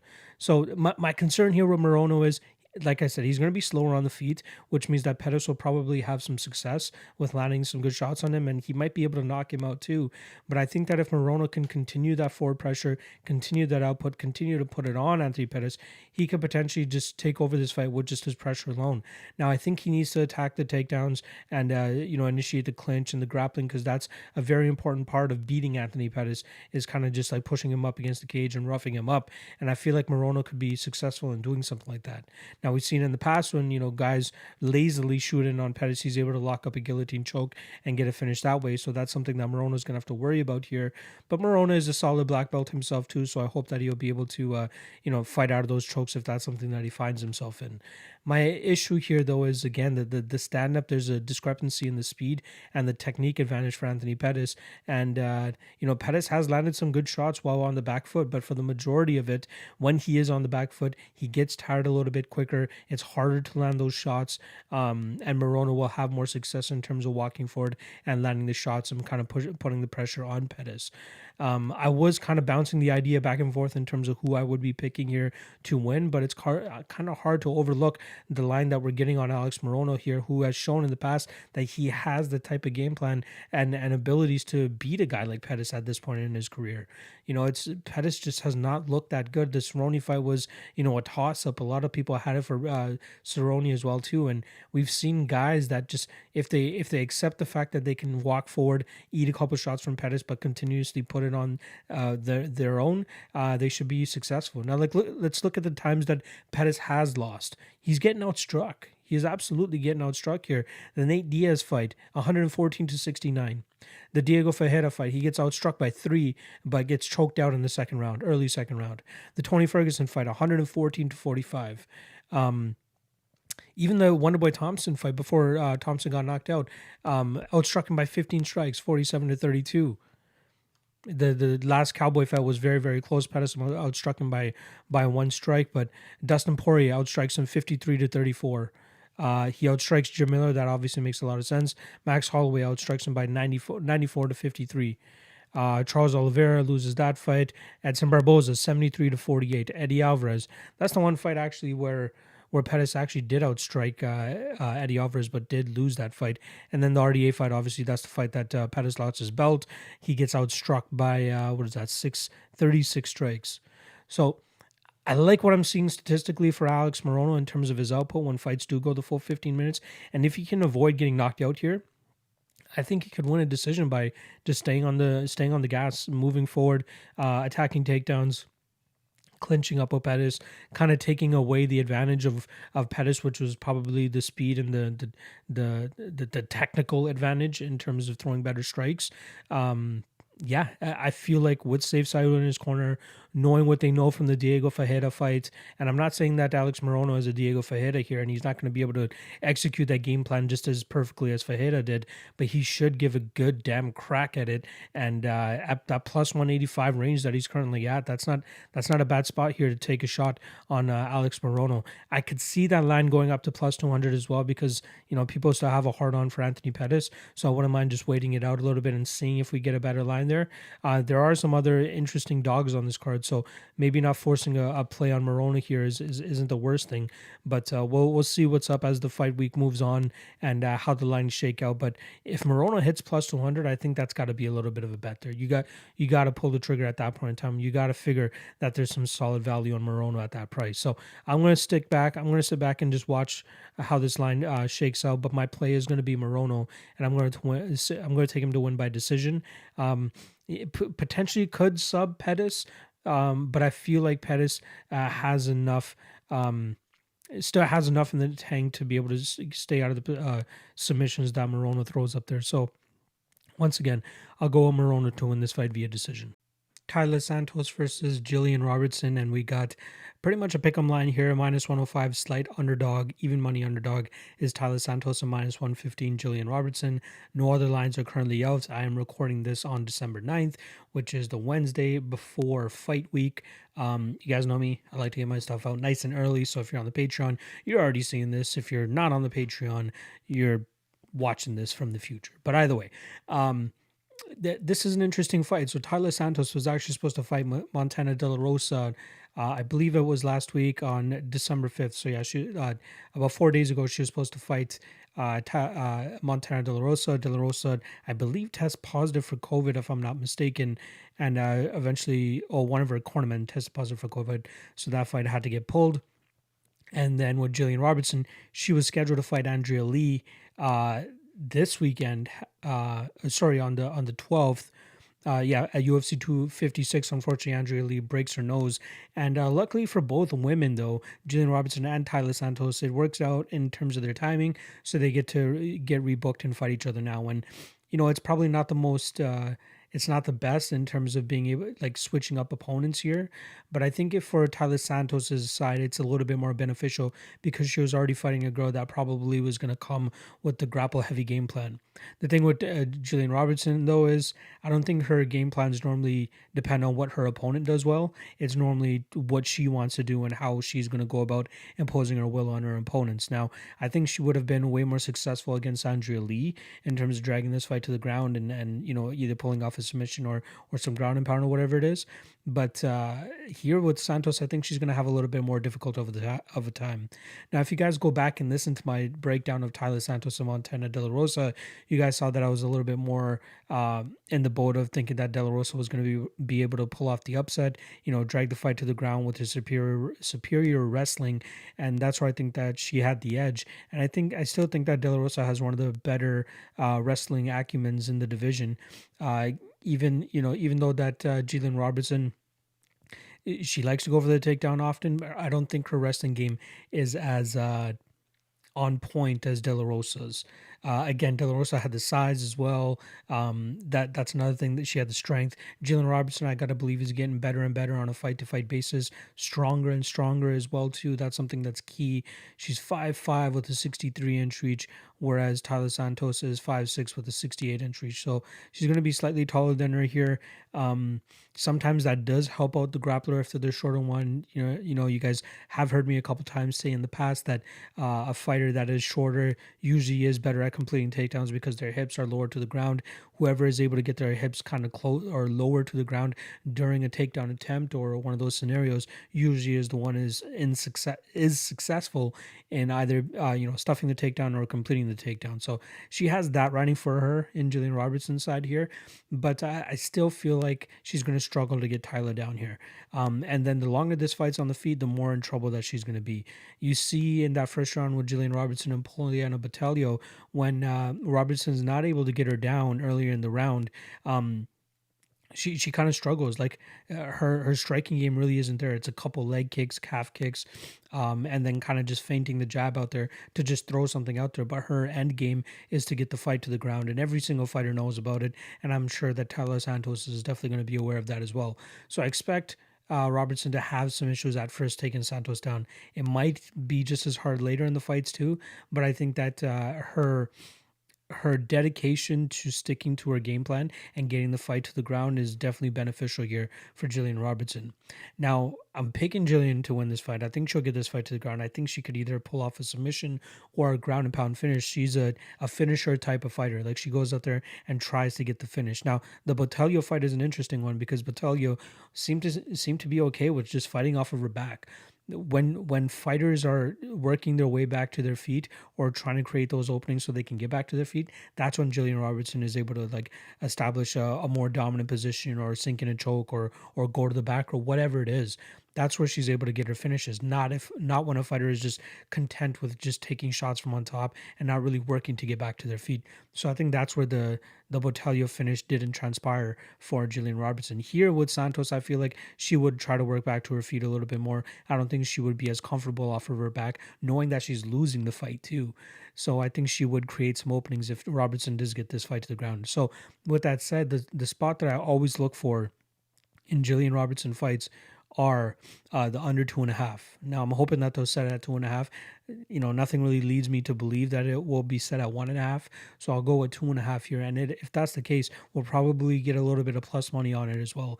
And again, if that's the case, that's the spot that I'm going to be looking for here. Because if Gillian is not able to get the fight to the ground, I think she's going to be in some deep trouble on the feet in Santos, who is a much better striker, much more crisp with her hands, and she could definitely make Robertson pay on the feet. So I do like the under 2.5. I'm waiting to see what the line is. Obviously, you guys can hear my thoughts in a better frame of mind, having more odds available to me when you guys watch my stream on Thursday with Cody and then on Friday with the rest of the odds crew. But the under 2.5, if it's at plus money, that's a spot that I'll more than likely be taking a shot on here, as I believe that both women have finishing abilities, but it's truly the ingredient that Gillian Robertson brings to the game that allows for these finishes to transpire. So I do love Robertson. Not sure if I'll actually pick her to win here, or sorry, bet her. I am predicting her to win. I think she will be successful in kind of accumulating cage control and getting the fight to the ground and looking for those positions.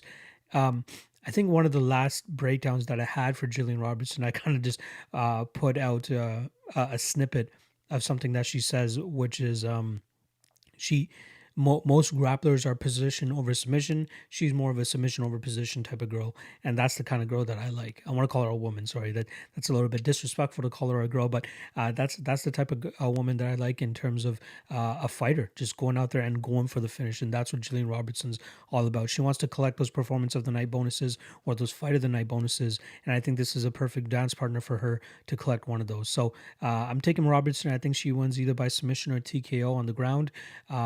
But I love her style. But I will admit it. The longer this fight stays on the feet, the harder it's going to be for her to pull off a victory here. So once again, I'll go with Gillian Robertson to get the win. She may struggle with the takedown, man. That's my only concern here. She could potentially struggle with the takedown. But yeah, I still think the way that she initiates offense really leaves her defense kind of lacking, which is where I think Santos could take advantage and potentially finish her as well. So that's why I like the under 2.5, but I still will go with Gillian. I'm going to go with the grappler here, and I think she gets it done probably first or second round.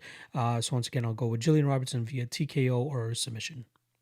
Marcin Tybura versus Greg Hardy. We got minus 120 on Greg Hardy and plus 100 on Marcin Tybura. Let's start off with Tybura, who's 20-6, coming off a 3-fight winning streak where he has victories over Sergey Spivak, Maxim Grishin, and Ben Rothwell. Beat them all via decision, showing an all-around MMA game where he was able to mix in his striking and his grappling very effectively to the point of getting a unanimous decision victory in all 3 fights.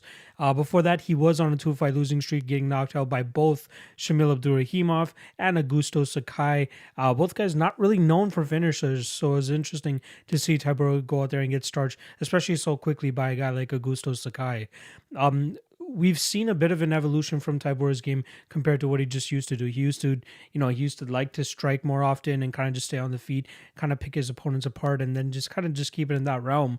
But more recently, we've been seeing him, willing to exchange with some guys, be kind of more defensively sound, and then mixing in the takedowns when he feels like it's necessary and when he feels like it's at a point where he actually can take advantage of it. So I'm liking what we're seeing recently from him. It's not the most reassuring when you see he has 3 knockout losses within the last 2.5 to 3 years. Obviously, to Derek Lewis, you can't really blame him for that one.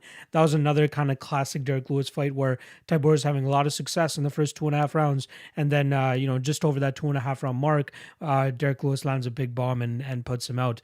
The Shamil Abdurakhimov fight and the Augusto Sakai a little bit more different. Augusto kind of just starches him in that first round, first minute even, and then in that the Shamil one, he goes out there and gets knocked down in the second. I'm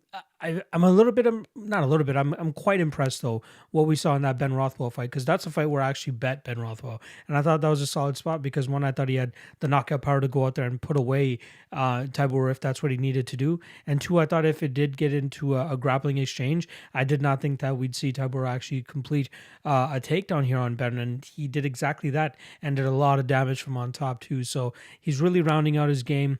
If I'm not mistaken, he had initially spent time over there at Jackson's camp. Now he's back doing his own thing in Poland, I believe. I do want to just take a quick peek at his IG to see where he's been as of late, as it seems that's what he likes to, he likes to kick it in Poland. What's the study has? Ankos MMA, which I believe is his gym over there in Poland. Probably not his, but you guys know what the hell I mean. But yeah, he's doing good work. He's in Vegas too, it seems. He's doing solid work in Vegas as well. Got a couple good training partners with him. If I'm not mistaken, that guy looked like Ricky Lundell for a second, but it wasn't him. But yeah, No, personally, I like what we've been seeing from Tybura. He's a great all-around competitor, and that's the kind of test that we need to see up here against Greg Hardy, who's still showing signs of greenness, even though he has a handful of victories within the UFC now. So he's on a 2-fight winning streak over Jorgen De Castro and Maurice Green. But what we've been seeing from him since his Ben Sassoli fight is a guy that's a little bit more taking a more cautious approach, knowing that his gas tank probably isn't the greatest, but he still wants to go out there and kind of pick you apart from the outside, use his movement, use his explosiveness and his range to kind of just pick guys apart and not really go after the kill unless he really needs to. Now, the Volkov fight obviously was completely outgunned there. It's very tough for a guy who is only entering his 7th MMA fight to go up against a guy who is entering his 38th MMA fight, especially at a high level that Volkov is already at. And then we got this De Castro fight where, De Castro just seemed gun shy. He had a couple good leg kicks in the beginning. Apparently, he trashed his foot, which is why he didn't really throw too much in the second and third round. And then against Maurice Green, we saw a side of Hardy that we haven't really seen before, which is a guy that kind of takes somebody down and tries to hold that top position. And it seemed from him trying to hold that top position that it was very difficult for him to do so, and it expended a lot of his gas tank because in that second round he just did not look that good in terms of what his cardio looked like. Obviously, he was able to go out there, get the finish over Maurice Green, kind of knocking him down with a jab and then following up with some good ground and pound. Green was still moving, he was still rolling, but I still think it was a pretty good stoppage there. I believe Herb was the ref in that fight as well. Yep. Yeah, it was good, but after the fight had gotten stopped, you could absolutely see how gassed he was. Like he was really sucking wind, and I wonder how that would have went if it actually completed the full 15 minutes. Because I think that we would have seen Green actually kind of take over a little bit with a little bit more volume and being able to be a little bit more mobile and having the better gas tank at least compared to what we saw from Greg Hardy at that time. Now him going up against a guy like Marcin Tybura though, I think if his gas tank gets challenged, he's going to be in for a lot of trouble here. This is the most experienced guy outside of Volkov that he's fought. And with Greg having such a narrow path to victory, which in my opinion in this fight, he's not going to be able to go out there and Jorgen De Castro him or go out there and Ben Sassoli him. He's not going to do that to Tybura. Tybura will be able to outpace him, outvolume him. And if he needs to take this fight to the ground, I'm pretty confident that he'll be able to do so probably in that second or third round. The only issue here with Tybura is if his chin can take the damage. Now, we know that Greg Hardy does hit really, really hard. He is very powerful. But if he's not able to get that finish, it's going to be very, very tough for him to actually secure this to secure this fight. I think Tybura is going to push him a little bit more, which may bring out the finisher in Hardy. And again, if he's not able to finish, if Tybura uses his aggressiveness against him and takes him down, it's going to be a long night for Greg Hardy, or a short night if Tybura goes out there and just starts ground and pounding him and Greg Hardy doesn't really know how to get back to his feet. So I don't know how you can confidently trust Greg Hardy here. I think the only way that you play him is if you take him inside the distance, because he is the slight favorite here. Fight doesn't go to decision is minus 150, which is very interesting. Hardy to win inside the distance is plus 135. Tybura to win inside the distance is plus 385. And I don't think that's a bad spot. Tybura round 3 probably would be something that I look to pinpoint. Plus 1400. I think that's a solid spot. But yeah, if Hardy's not able to get the finish, it's going to be very, very tough for him to win a decision here. So I'm actually going to go with the dog. And I think this line has kind of been hovering around that even money line. But I think Tybura is very, very live here. As long as he doesn't get knocked out, he should be able to put a bit of a clinic here on Greg Hardy, hopefully avoid the big shots, and then start mixing in some takedowns and have a really good overall fight. So I'm going with Marcin here. I think is a very, very solid spot. I like fading guys that have a very narrow path to victory, which is a knockout, and then on top of that, having a suspect gas tank. It could get very ugly for Greg Hardy in there very quickly. So I'm going with Tybura to win this fight either by third round TKO or via decision. Magic Marlon Moraes versus Rob Font. We got minus 145 for Magic Marlon and plus 125 for Rob Font. So let's start off with Rob here. He's coming off a 2-fight winning streak right now with wins over Sergio Pettis in December of 2018 and then a decision victory over Ricky Simone in December of 2019. And now here he is once again fighting a year later in December of 2020 against Marlon Moraes. Easily the most important fight of his career in terms of having a really high named opponent. I think the highest level of opponent he's faced in terms of name recognition, probably Rafael Assunção, a fight that he came up short in. Pedro Munoz was a big fight for him. He lost that via guillotine. He did fight John Lineker as well, and he lost that via decision. So not really the best performances against these high or top level names, but Sergio Pettis and Ricky Simone are not bad names to have on your record as well in terms of wins. But Marlon Moraes would easily blow away the rest of the names in terms of recognition, level, and experience. So this is definitely a very, very important fight for Rob. So stylistically, based on the fighters that have given Marlon Moraes troubles, Rob Font fits that mold pretty well. However, I don't think that people can, technique by technique and skill by skill compare Rob Font to a Corey Sandhagen, who was the last person to take out Marlon Moraes back in, I want to say July or October. Jesus, I was way off on that. But yeah, so that was the last time we did see Marlon Moraes. And Corey Sandhagen is such a unique fighter. Like, he has blends of Dominic Cruz and TJ Dillashaw and just his own style of great footwork, being able to stay out of the range of big shots from his opponents and just throwing all these weird shots from weird angles that truly catches people off guard. Now, Rob Font is a little bit more of a traditional Muay Thai fighter, kickboxer, has a very solid jab, just as Sergio Pettis absolutely lit his face up for 15 minutes with just his left hand alone. He's a great fighter in terms of a stand-up striking. Showed decent takedown defense against Ricky Simone in the second and third rounds. Did get taken down in that first. I do think that Simone is a stronger wrestler than Moraes. So I think if maybe Moraes gets Font down in the first, probably will struggle in the second and third, as we've seen cardio issues from Marlon Moraes when he's been pushed and pressured. Now, I'm not completely and 100% sold on Rob Font here in terms of being able to bring that out of Marlon, which is, continuously sticking that jab out there while staying out of the way of the big shots. Rob Font does like to trade in the pocket a little bit, which is something that I would not advise against a guy who hits as hard as Marlon Moraes. Moraes, something that he showed in his fight with Henry Cejudo is that he has a mean leg kick, and it definitely did throw Cejudo off his game a little bit until Cejudo just said, fuck it, and then he started marching forward and really started to disrespect the power of Marlon. Maybe he just felt as though that the power from Marlon was really gone by that point, which is why he started pushing forward, really attacking the body. Did a really good job of working his knees in the clinch too. That really seemed to demoralize Marlon.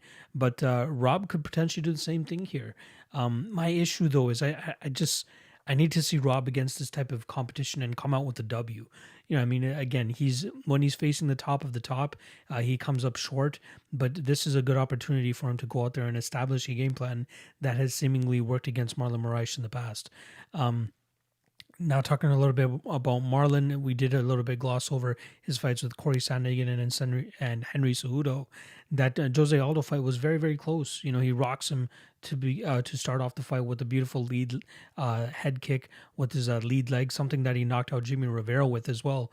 So he definitely has a ton of power in his punches, and most of his wins have come via finish. So when fights do get pushed to a decision, they get very, very close. He's had 3 decisions in the UFC.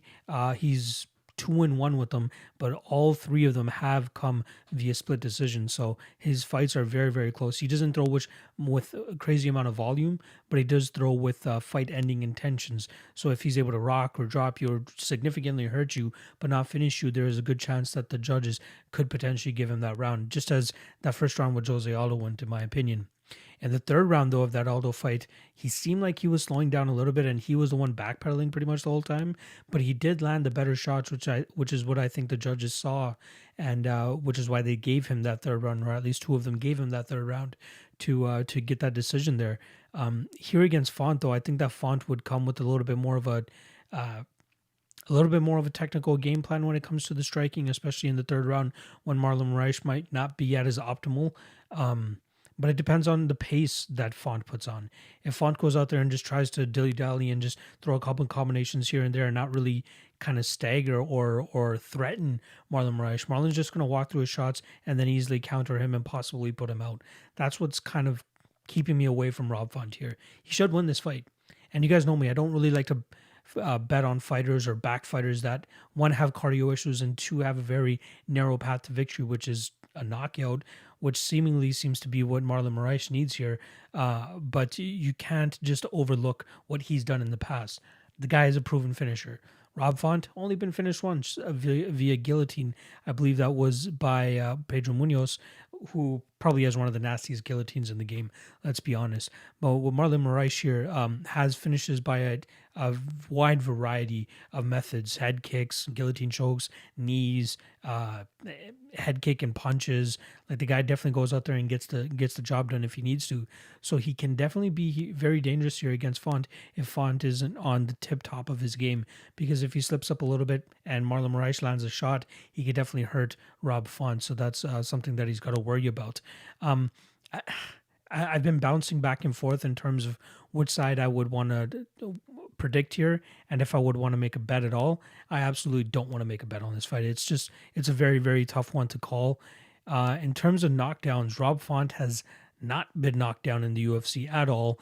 He has been hurt a couple times, but in terms of an official apologies, almost choked on my spit there for a second. But in terms of an official knockdown, he's never actually been knocked down in the UFC. So that's concerning if you're a Marlon Moraes backer. Now, I'll take Rob Font to win this fight via decision. But even though he's an underdog, I just don't feel the need to really pull the trigger on him here. Marlon Moraes is still very dangerous. A lot of people want to write him off because of his couple losses that he's had in the UFC and the method that they came. But this is a 3-round fight. And if anything, that's better for Marlon here. Especially if this does go into that third round. If it was 5 rounds, we've seen him have a little bit more trouble in those types of fights. But here in a 3-rounder, I think that his ability to win goes up much more significantly. So I still favor Font here.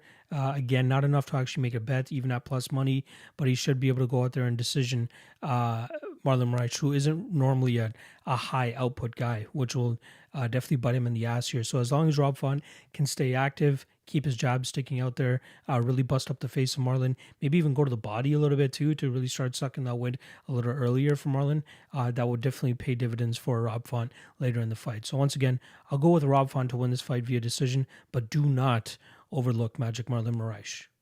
Michel Pereira versus Chaos Williams. And this fight is currently lined at minus 130 for Demolidor Pereira and plus 110 for Chaos Williams. Obviously, the over-under is going to be set at 1.5 here, with it being at even money, and the fight doesn't go to decision at minus 300. So that makes absolute sense. We'll start off with Demolidor Michel Pereira. He's coming off a 1 victory right now. Should be 2 technically if that illegal knee didn't hit on Diego Sanchez, but he came back pretty strong after that Tristan Connolly loss.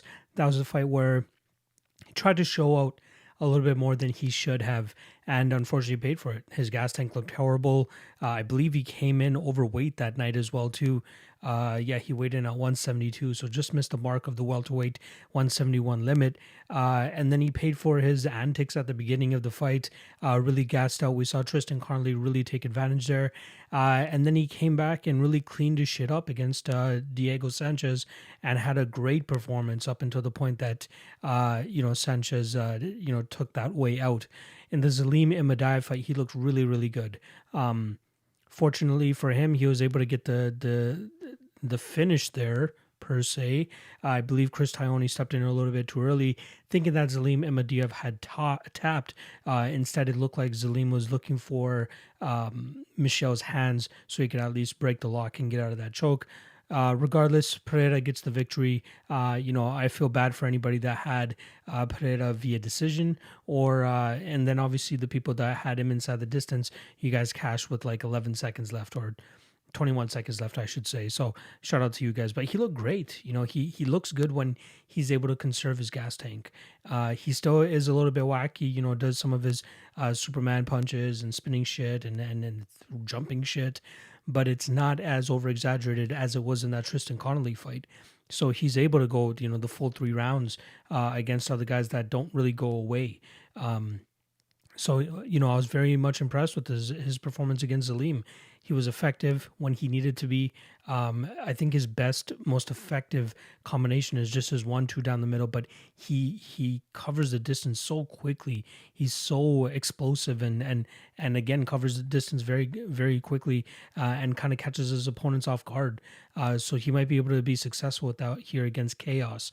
Now Chaos, I think his best way to catch Michelle here is going to be with the counter. So I'd be surprised to see him kind of just throwing combinations out there for the hell of it, but I think he's going to be waiting for Michelle to kind of close that distance and then maybe drop him with something like that. It's crazy the amount of power that Chaos was able to generate against Razak Al Hassan last time. I mean, I paid for that one pretty rough. That one hurt because I was shitting on Chaos that whole week, but getting a quick victory over Al Hassan still doesn't really show us too much. It only lasted 30 seconds, and he threw, some probably the straightest shots he's ever thrown in his career. So if he's able to keep that up throughout the consistency of a 15-minute fight, if that's what it takes, he could look better. But I feel like once he starts to suck wind a little bit, and if he's not able to get his opponents out of there, that winging style is going to come back to bite him in the butt. And I feel like once fighters are gassed and they start like sucking wind, they truly go back to their bad habits, which in Chaos Williams's case, I believe it's his winging hooks and kind of his sloppy technique when it comes to the striking realm. But when you have crazy power like Mr. Francis Ngannou, it doesn't really matter how bad your technique is, as long as it finds the head, the chin, the temple, whatever it is of your opponent, he could definitely crumple them. In this fight, though, I feel like it's a little bit tough because it's going to be harder to track down Pereira, which is why I think that his counters for Chaos is probably the best way he's going to catch Pereira here. He's never dealt with anybody who fights as weirdly as Michelle, but then again, anybody who hasn't fought Michelle before has never faced anybody like that. Like the closest comparisons are like Tony Ferguson and Brandon Royval, guys that don't mind, throwing spinning shit and just being a little bit wacky in their approach when they're striking. Again, that combination that put out Al Hassan, like it was weird because it was like a pull right. He throws the right hand, but doesn't really throw it to its fullest extent, then throws the left hand. And in that time, Al Hassan is countering with the leg kick, but absolutely leaves the center of his guard open. And then we see Al Hassan pull that right hand back and throw it once again. And it wasn't even full force. Like he threw it, pulled it back halfway, and then threw it again. And that landed right on the button of Al Hassan and absolutely crumpled him, stiffed him. Absolutely.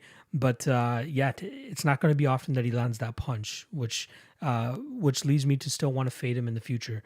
Now here against Michelle, I feel like it's a good opportunity to fade him. However, I just don't feel comfortable pulling the trigger here because at any time, if Pereira like just slips up a little bit on some of his wacky entries with his spinning shit or anything like that and Chaos clips him, it could be night for him. So I need somebody a little bit more technically sound to go out there and fade Chaos against. So a part of me hopes that Chaos actually knocks out Pereira here. The legend of Chaos continues to grow and we get a better price to potentially fade him in the future.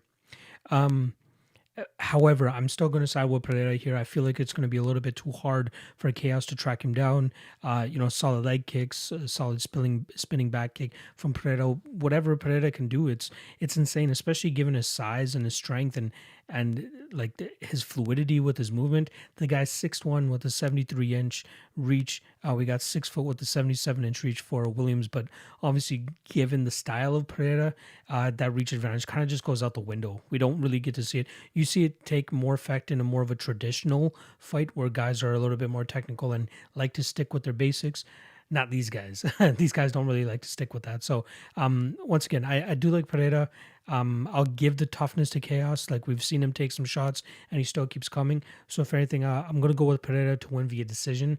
I think the over 1.5 might be a good spot as well. But that's going to be probably one of the toughest 1.5s that you're going to have to sweat ever, given the type of power that Chaos has. So if he lands, that perfect shot against Pereira, it's going to get rough. So I'll still go with Pereira. I'll say that he out volumes Chaos here. Stays away from the power and pulls off a decision victory. So once again, Michel Pereira to win this fight via decision.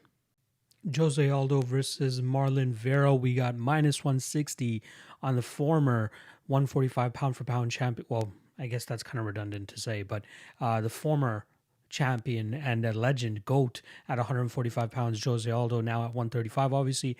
We got minus 160 on him and plus 140 on Marlon Vera. And this line absolutely blows my mind. I have no idea why the hell it's as close as it is, unless people want to continue to bake recency bias into this. Now, if some of you saw that podcast that I was on with Rockstar Z, I did mention that I feel like there's a ton of recency bias baked into the fights coming up at UFC 256, as well as the fights, on December 19th for this podcast. And it's true. Like, the Tony Ferguson line should not be as close as it is, in my opinion. And now this Jose Aldo line continues to baffle me. Like, the fact that it's actually jumping around as much as it is. Like, it opened up minus 160, got down to minus 185, and then back up to minus 160. And I'm just ready to lock this in. Like, I truly think that this is a very, very strong matchup here for Jose Aldo to get back onto the winning track. Now, let's break down what we've seen from Aldo recently. Like, he had that title shot. He's on a 3-fight losing streak, first and foremost. The Marlon Moraes fight was very, very close. I remember that me and Tony actually ended up doing a deciding splits for that fight, and we did end up giving it to Marlon Moraes ever so slightly. Very, very close fight, but you can absolutely make a case for Jose Aldo winning that fight too. He looked great. It was his first fight down at 135 pounds. A lot of people expected him to get knocked out in that first round. He did get rocked within that first 20 seconds from that lead high kick from Marlon Moraes, which has caught Jimmy Rivera in the past and a couple of other guys. But very sneaky head kick that Marlon Moraes has kind of stumbled Jose Aldo. Didn't drop him, but stumbled him. But then after that, Jose Aldo woke up and he had a really solid second round, had a decent third round, but I felt like Marlon Moraes was just having a little bit more output. But I was impressed with what I saw with Aldo. If anything, his stock rose that fight, even off of a loss. A lot of people were expecting him to look like a complete scrub that night, especially with it being his first fight at 135 pounds. The pictures that we were seeing leading up to that fight just did not make it look like Aldo was healthy at all. But he came in there and just proved everybody wrong. Like, the guy was still going at it in that third round. He was the one moving forward. He didn't look that gassed, and he looked great. Now, the Petr Yan fight, obviously, is completely outmatched by a guy who's much closer to his prime than Jose Aldo is. But he managed to steal that second round from Yan. Even that first round, that was a very competitive first round, but Yan obviously edged it out there. The second round, I thought Jose Aldo did very well too. He established his leg kick, something that we've been banging on him to do for the last several fights now, and it worked for him pretty well. Unluckily for him, though, Petr Yan is just as comfortable in his southpaw stance as he is in his orthodox stance, which, for Petr Yan to like pull that lead leg back and switch stances wasn't that bad for him. He was still landing good combinations on Aldo. And then obviously we see it catch up to him in the third, fourth, and finally getting that fifth round finish.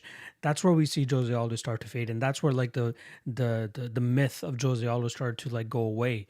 Like, yeah, getting knocked out by Conor McGregor in 13 seconds, that's one thing. But then to go out there and get dominated by Max Holloway twice in the same fashion, seeing him, have a decent first round and then start to taper off, that was very concerning. But still managed to squeeze in victories over Frankie Edgar, Jeremy Stevens, and Nato Moicano in the midst of all that chaos and losing that he was going through. Then he goes out there and gets outsmarted and out game planned by Alexander Volkanovski. It wasn't a blowout, but it was a decisive 30-27 for Alexander Volkanovski, who knew the exact game plan that he needed to go out there and commit to get the victory against Aldo. Chip away at that lead leg, initiate the clinch and kind of overpower him, land some good knees in the clinch, and even like following up his leg kicks with strikes, kind of threw Aldo off. So solid game plan there from Volkanovski to get the victory there. And then Marlon Moraes, very competitive fight, very, very competitive. And then obviously the Petr Yan one kind of outmatched there over a 5-minute stretch, a 5-round stretch. Now here against Marlon Vera, he's taking a significant step down, in my opinion. Out of all the guys that he's fought since Conor McGregor way back in December 2015, I think this is the lowest level of opponent that he's fought. And I'm not trying to shit on Marlon Vera. I think he's a great fighter. I think he has some good potential. But compared to the guys that he was fighting earlier, I'd say that Marlon Vera is probably not at their level. If anything, you could say that he's probably better than Jeremy Stevens. But even that, Let's not forget that everybody pretty much was on the Jeremy Stevens train that night, and Jose Aldo came in as a betting underdog. Very insane how crazy this betting game is, especially with MMA and the whole. I saw my guy AMG Warrior Bet put out a tweet earlier today talking about this is a what have you done for me lately kind of sport that you're betting on, and you got to kind of wipe that slate clean and just focus on what a fighter is actually good at and how they match up with the opponent that they're going up against. Obviously, you have to take a little bit into consideration with how they looked as of late, but when you're losing to guys like Max Holloway, Alexander Volkanovski, Marlon Moraes, Piotr Jan, there's no way that you should be going in there as anything less than a minus 200 favorite to Marlon Vera. So the fact that it's even better than minus 200 has me absolutely mind blown. Now, I'm recording this on pretty much the night right before UFC 256. So maybe once 256 is done, we're going to see a significant movement in that Jose Aldo line, which is why I'm looking to probably place my bet for that very, very shortly to get a solid line here. But Jose Aldo, man, he still looks good. He still looks crisp. Like, when he's on, he's on. And the one thing about Marlon Vera, if we watched that last fight against Sugar Sean O'Malley, it seemed like he was very hesitant. And he's admitted in the past before that he's a slow starter. You can't go out there and be a slow starter against a guy like Jose Aldo. Jose Aldo is going to just tear you up. And we saw Jose Aldo kind of go back to his leg kicking game against Piotr Jan. If he does that against Marlon Vera, he's going to absolutely kick his leg into the stands. His boxing still looks good. His body work looks amazing. Like when he finished Renato Moicano, he rocks him to the head. I believe it was with an uppercut. But as he's chasing him down, he's body hunting, he's head hunting. Like, he's really going out there and just trying to put together a full, complete striking game to get his guys out of there. And you really think that Marlon Vera is going to stand up to those strikes to Jose Aldo? Come on, guys. Like, I just don't see any which way that Marlon Vera wins here. I don't see him winning a decision. I think he's going to get chewed up for 2 rounds. I think he's going to be a little bit too intimidated, and I think he's going to be a little bit too hesitant to throw against Jose Aldo, kind of in fear of what's going to be coming back to him. Jose Aldo still has speed. He still has a solid technical advantage here over Marlon Vera. Vera's confidence is probably at an all-time high after beating Sean O'Malley last time around, but he looked hesitant up until that point that he realized that O'Malley was hurt. Once he realized O'Malley was hurt, that's when he started to go for the kill. What's he going to do with Jose Aldo, though? Is he just going to continue to wait? He's going to get chewed up if that's the case. There's no way you're going to tell me that Marlon Vera is going to knock this guy out. The only guy to knock out Jose Aldo, like, clean, was Conor McGregor. You're not telling me that Vera's going to go out there and establish a game plan similar to Max Holloway. Yeah, he's going to have a little bit of a range on Jose Aldo. Let's get the actual numbers for that. We got 5'7", 70-inch reach for Jose Aldo, 5'8", 70.5-inch reach for Vera. So yeah, very, very slight height advantage and slight reach advantage here for Marlon Vera. So I don't think it's going to have much to do in terms of him being able to establish that type of game plan that Max Holloway did. There's no way he can replicate that. Holloway is an absolute beast and a high-level 145er for this exact reason. So at 135, I think we can throw out the claims that Jose Aldo, shouldn't be coming down to 135 anymore. He looks great. He in his performances, he's definitely showing that he's still there. But it's when fights get stretched into that 4th or 5th round that he's going to start to wind down and really start to show his exhaustion. We only have 3 rounds in this fight. Luckily for Aldo, he only has to go out there and fight for 15 minutes. And I'm sure those 15 minutes are going to be absolute hell for Marlon Vera. I just don't see any which way that Vera wins this fight. And why this line is as close as it is, blowing my mind just as much. So I like Jose Aldo here. I think he wipes the floor with Marlon Vera here. That sounds a little bit too aggressive towards Vera. Again, I'm sure the guy's a great guy. I'm a fan of his. Just seeing his progression and seeing his confidence rise with every single fight is great. But I still think at this point in time, they're both, Jose Aldo's 34, Marlon Vera's 28. So obviously, Vera's still growing.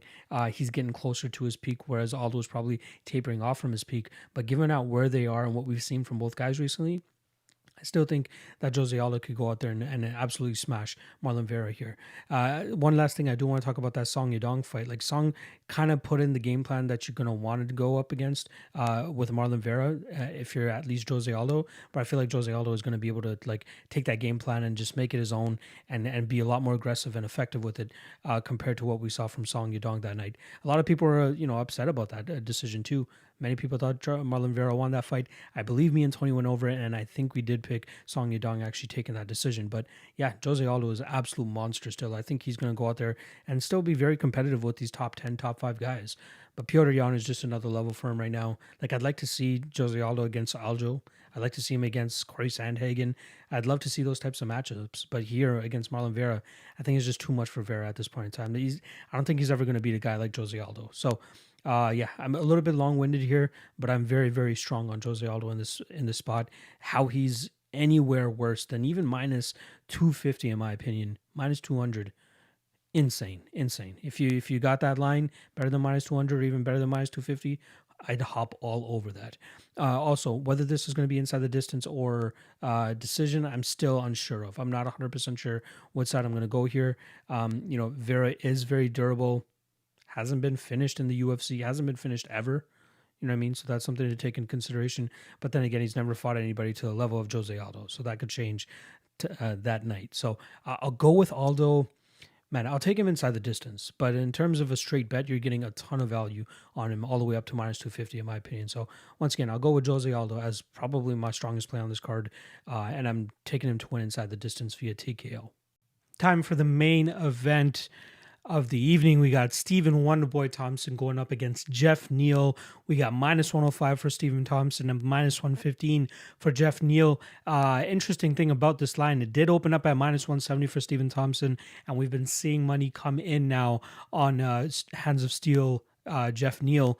And I kind of understand it, but once you really start to dig into the tape, you kind of agree with the opening line a little bit more. So let's start off with Wonderboy Thompson, who hasn't really been fighting all that often. He fought 4 fights ago. He fought short-haired Jorge Masvidal back in November of 2017 at UFC 217. Since then, he's gone 1-2.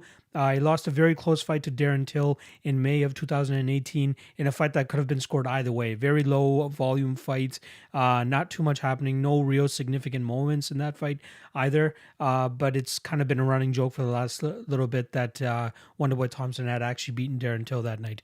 Let's not forget, I believe that was the night that it was in Liverpool as well. So obviously there was a bit of a home field advantage for the gorilla Darren Till.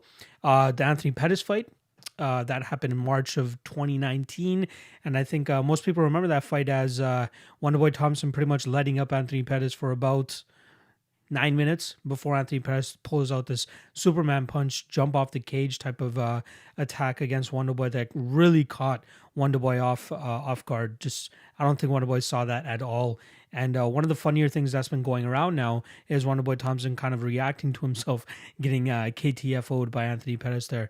And then after, 8 months after that, in November of 2019 at UFC 244, we see Wonderboy make his return against Vicente Luque in a fight that was pretty much lined at a pick'em. I think I actually bet Wonderboy at slight plus money. But Wonderboy showed that he still had it in that fight. Arguably, probably the best performance that he's had in a long time, even though he has a couple victories in that amount of time as well too. But that performance against Vicente Luque, who a lot of people thought was going to go out there and win this fight, Wonderboy Thompson showed up, had absolutely amazing counters, good kicks as well too. But his two from the southpaw stance is probably one of his best weapons because he catches a lot of guys off guard with how fast it is, and considering how quickly he's able to close distance with that karate stance that he has, where he's just on the balls of his toes or balls of his feet, really just hopping around. It allows him to close distance so quickly because he's able to kind of just lunge in almost, and it catches a lot of opponents off guard. He did drop Vicente Luque a couple times with it too. He's very sneaky with his strikes. Even when he's in the southpaw position, the way he's able to throw his lead jab, which is normally his power hand as well too, when he's in the orthodox position. But when he's in the southpaw position, his lead hand really comes very well over the counter or the jab of his opponents, especially for opponents that aren't really used to dealing with opponents that are able to switch stances as fluently as a Wonderboy Thompson. But he caught Jorge Masvidal numerous times with it, Darren Till, Vicente Luque as well. Just a sneak lead hook right over the incoming jab from his opponent. So Wonderboy still showed that he had it in that Vicente Luque fight. Now he's about 2 to max 3 months away from turning 38 years old. This is where the age probably starts creeping up on some guys. I always say the last thing to go with fighters is their power. So we get something that Wonderboy really revolves his game around is his speed. So at what point is that going to start to go? But it didn't show at all in his last fight against Vicente Luque. He looked sharp as hell. That was over a year ago now. So how much has this time off really affected Wonderboy? We really don't know. But going over to the Geoff Neal side, we're talking about a guy who's kind of on the up and up now. He's 30 years old. He's on a 3, 6, 7 fight winning streak. His last loss was actually January of 2017, where he lost via KO to Kevin Holland, who now fights at middleweight in the UFC division, and obviously had a huge win over Jacare Souza this past weekend. But in that fight, it looked like Geoff Neal really had some issues dealing with the length, range, and the kicking of Kevin Holland, who was able to keep him on the outside for the majority of the fight. There were a couple of takedowns that Neal was able to secure, did some good damage from on top, but once this fight was on the feet, he seemed really kind of flabbergasted with the unorthodox striking approach of Kevin Holland. And it looked to me almost like he was starting to suck wind a little bit in that third round too, when he wasn't really having success in kind of corralling Kevin Holland and letting his hands go. And that's the one thing that Geoff Neal really kind of focuses his game around is his hands. Yeah, he does have a nice head kick, the one that he put away with Mike Perry with, the one that he rocked Mike Perry with as well too. He rocked Nico Price with it as well. But that's really pretty much where it stays. Like most of his striking does come from his hands. That's where he feels most comfortable, and he's most comfortable when people are willing to be in that that pocket range with him, rather than being at the kicking range that Kevin Holland was at, and the kind of range that Wonderboy Thompson normally fights at. So I think that this is a fight kind of catered to Wonderboy's style. This is going to be a tricky one for Geoff Neal. He's never really fought anybody as technically sound as Wonderboy Thompson, and a guy that you have to be very mindful of when you're striking with this guy. Like Bilal Muhammad, great all-around fighter, but he's no Wonderboy Thompson when it comes to the striking game.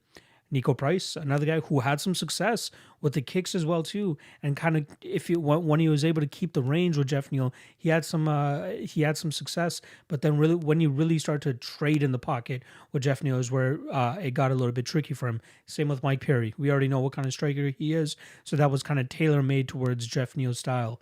But with Wonderboy, I gotta say, this is the most seasoned veteran and high-level striker that Geoff Neal has faced to this point. And I think it's going to be a little bit tough on him. Not to mention that we got 5 rounds of this thing too. So if he's not able to go out there and put out Stephen Thompson within the first 2 rounds or 3 rounds, I think that type of style is really going to start to catch up to Neal. Wonderboy doing a good job of kind of keeping him on the outside, has a sneaky lead calf kick that he throws every now and then as well too. But I think Neal's going to have a lot of tough times trying to corral Wonderboy and try to have his hands going. The best he can really do is kind of just hope that he can counter Wonderboy Thompson and land a big enough shot to kind of put Thompson away or hurt him or try to steal rounds that way. But I find it hard. The more that I really look into it, like I wanted to back Geoff Neal in this spot, but I truly think that the tricks and the seasoned veteran style of Wonderboy Thompson on the feet is going to really give Geoff Neal problems. Now, if Geoff Neal can't win the strike, can he take it into the grappling realm? I don't think so. Wonderboy Thompson's done a good job of kind of keeping fights on the feet, moving his feet well enough so that he doesn't get taken down. And even if he does get taken down, he's pretty much right back to his feet immediately. So I don't really see that style from Geoff Neal either, who's not really known to be a guy that goes for takedowns either, right? So that's a little bit of a different feel for him there. Yeah, he ground and pounded Nico Price. That was a good one there where he had some success in terms of hurting Nico Price, and then obviously finished with some ground and pound. But Wonderboy is a different beast. He's a different monster. My only concern here is, he's about to be 38 years old. Is this the fight where his speed really starts to give up on him? Because he is heavily reliant on that. Again, with his karate base, he's more of like a blitzing kind of striker where he closes the distance very quickly, lands a couple shots, and doesn't really discriminate either in terms of where he's throwing his shots. He does a good job of mixing up the body, the kicks, and the head. So that's really going to throw off Geoff Neal in my opinion too. Geoff Neal also, one thing that would have benefited him is if he was more of a blitzing type of fighter as well too, because that might be the only way to really catch Wonderboy Thompson, especially when you're when you're the one going first. But that's where Wonderboy Thompson really sets his traps too. He's a great counter puncher, and that's where I think he's looking for here against Geoff Neal, is landing for that, waiting for that perfect spot to throw that perfect punch or combination or kick. One thing that I think is quite live in this fight as well is a Wonderboy finish. And I think a lot of people are going to raise their eyebrows at that. But Wonderboy by TKO is plus 300. Wonderboy inside the distance is plus 275. But over 5 rounds, I truly think that we could see Geoff Neal make a mistake, a very unfortunate mistake that could give Wonderboy Thompson, an opportunity to pounce. And especially if this fight goes later and later, that frustration of Geoff Neal trying to catch Wonderboy Thompson is just going to catch up to him. It's going to start making him suck wind. It's really going to start to affect his energy. And Wonderboy, I truly believe, is going to be able to capitalize on that. So I like Wonderboy to win this fight late. I think he could probably finish Geoff Neal in probably round 4, round 5. And again, I do have some question marks regarding Geoff Neal's gas tank.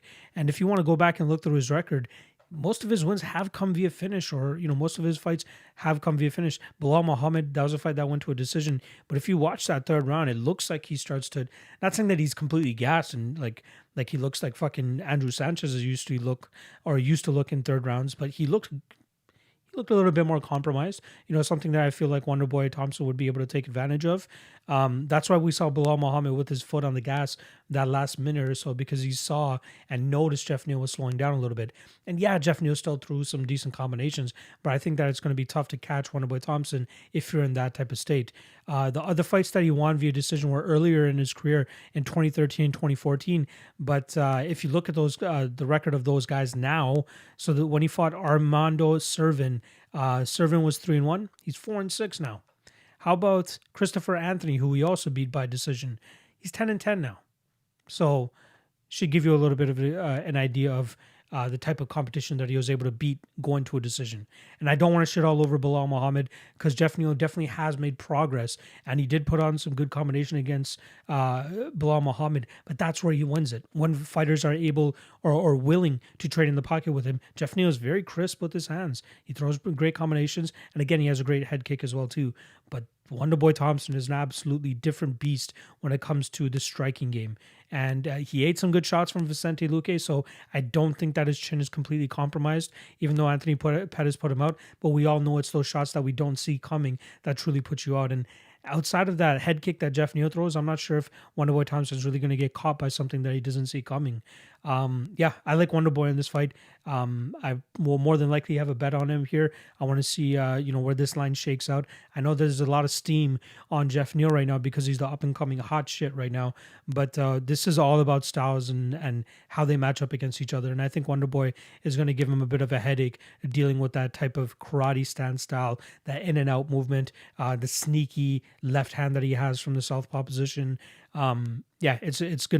It's really gonna mess with Geoff Neal. I think Geoff Neal probably has maybe a round, maybe 2 rounds to really figure out this puzzle that is Wonderboy Thompson. But after that, I think the frustration is really going to catch up to him, and we see a finish on Stephen Wonderboy Thompson's side later in this fight. So I'll go with Wonderboy via KO, either round 4 or round 5. I would definitely be hitting those props too, as I feel like that's a solid spot for Wonderboy. So once again, I'll go with Wonderboy via round 4 or round 5 finish. And those are the breakdowns. Shout out to everybody that checked out the podcast. Shout out to everybody that hit subscribe, hit like, and shout out to everybody even more for hitting up the Patreon. Again, we're at 220, just over that, hoping to hit that 250 mark.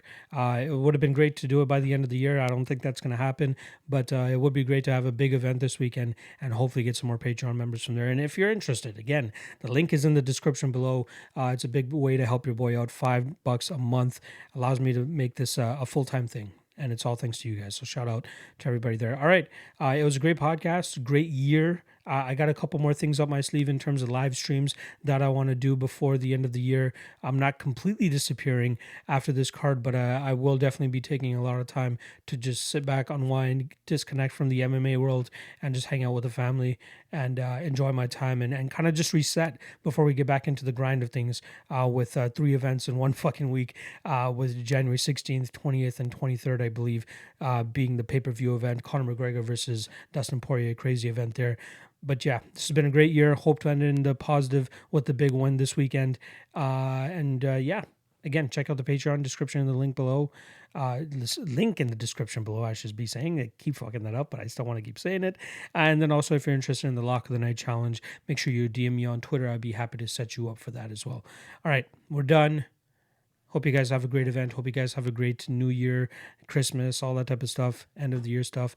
And I'll see you guys in the new year. But also just remember, Thursday, I'll see you guys for the prop show with Cody. Friday, I'll see you guys with the rest of the odds crew. And then Saturday, I do my fight day MMA Lockcast live stream. So I'll see you guys there as well. But in terms of official MMA Lockcast podcasts, this is the last one of the year. Yeah, good luck on your fights this weekend. And let's make some money.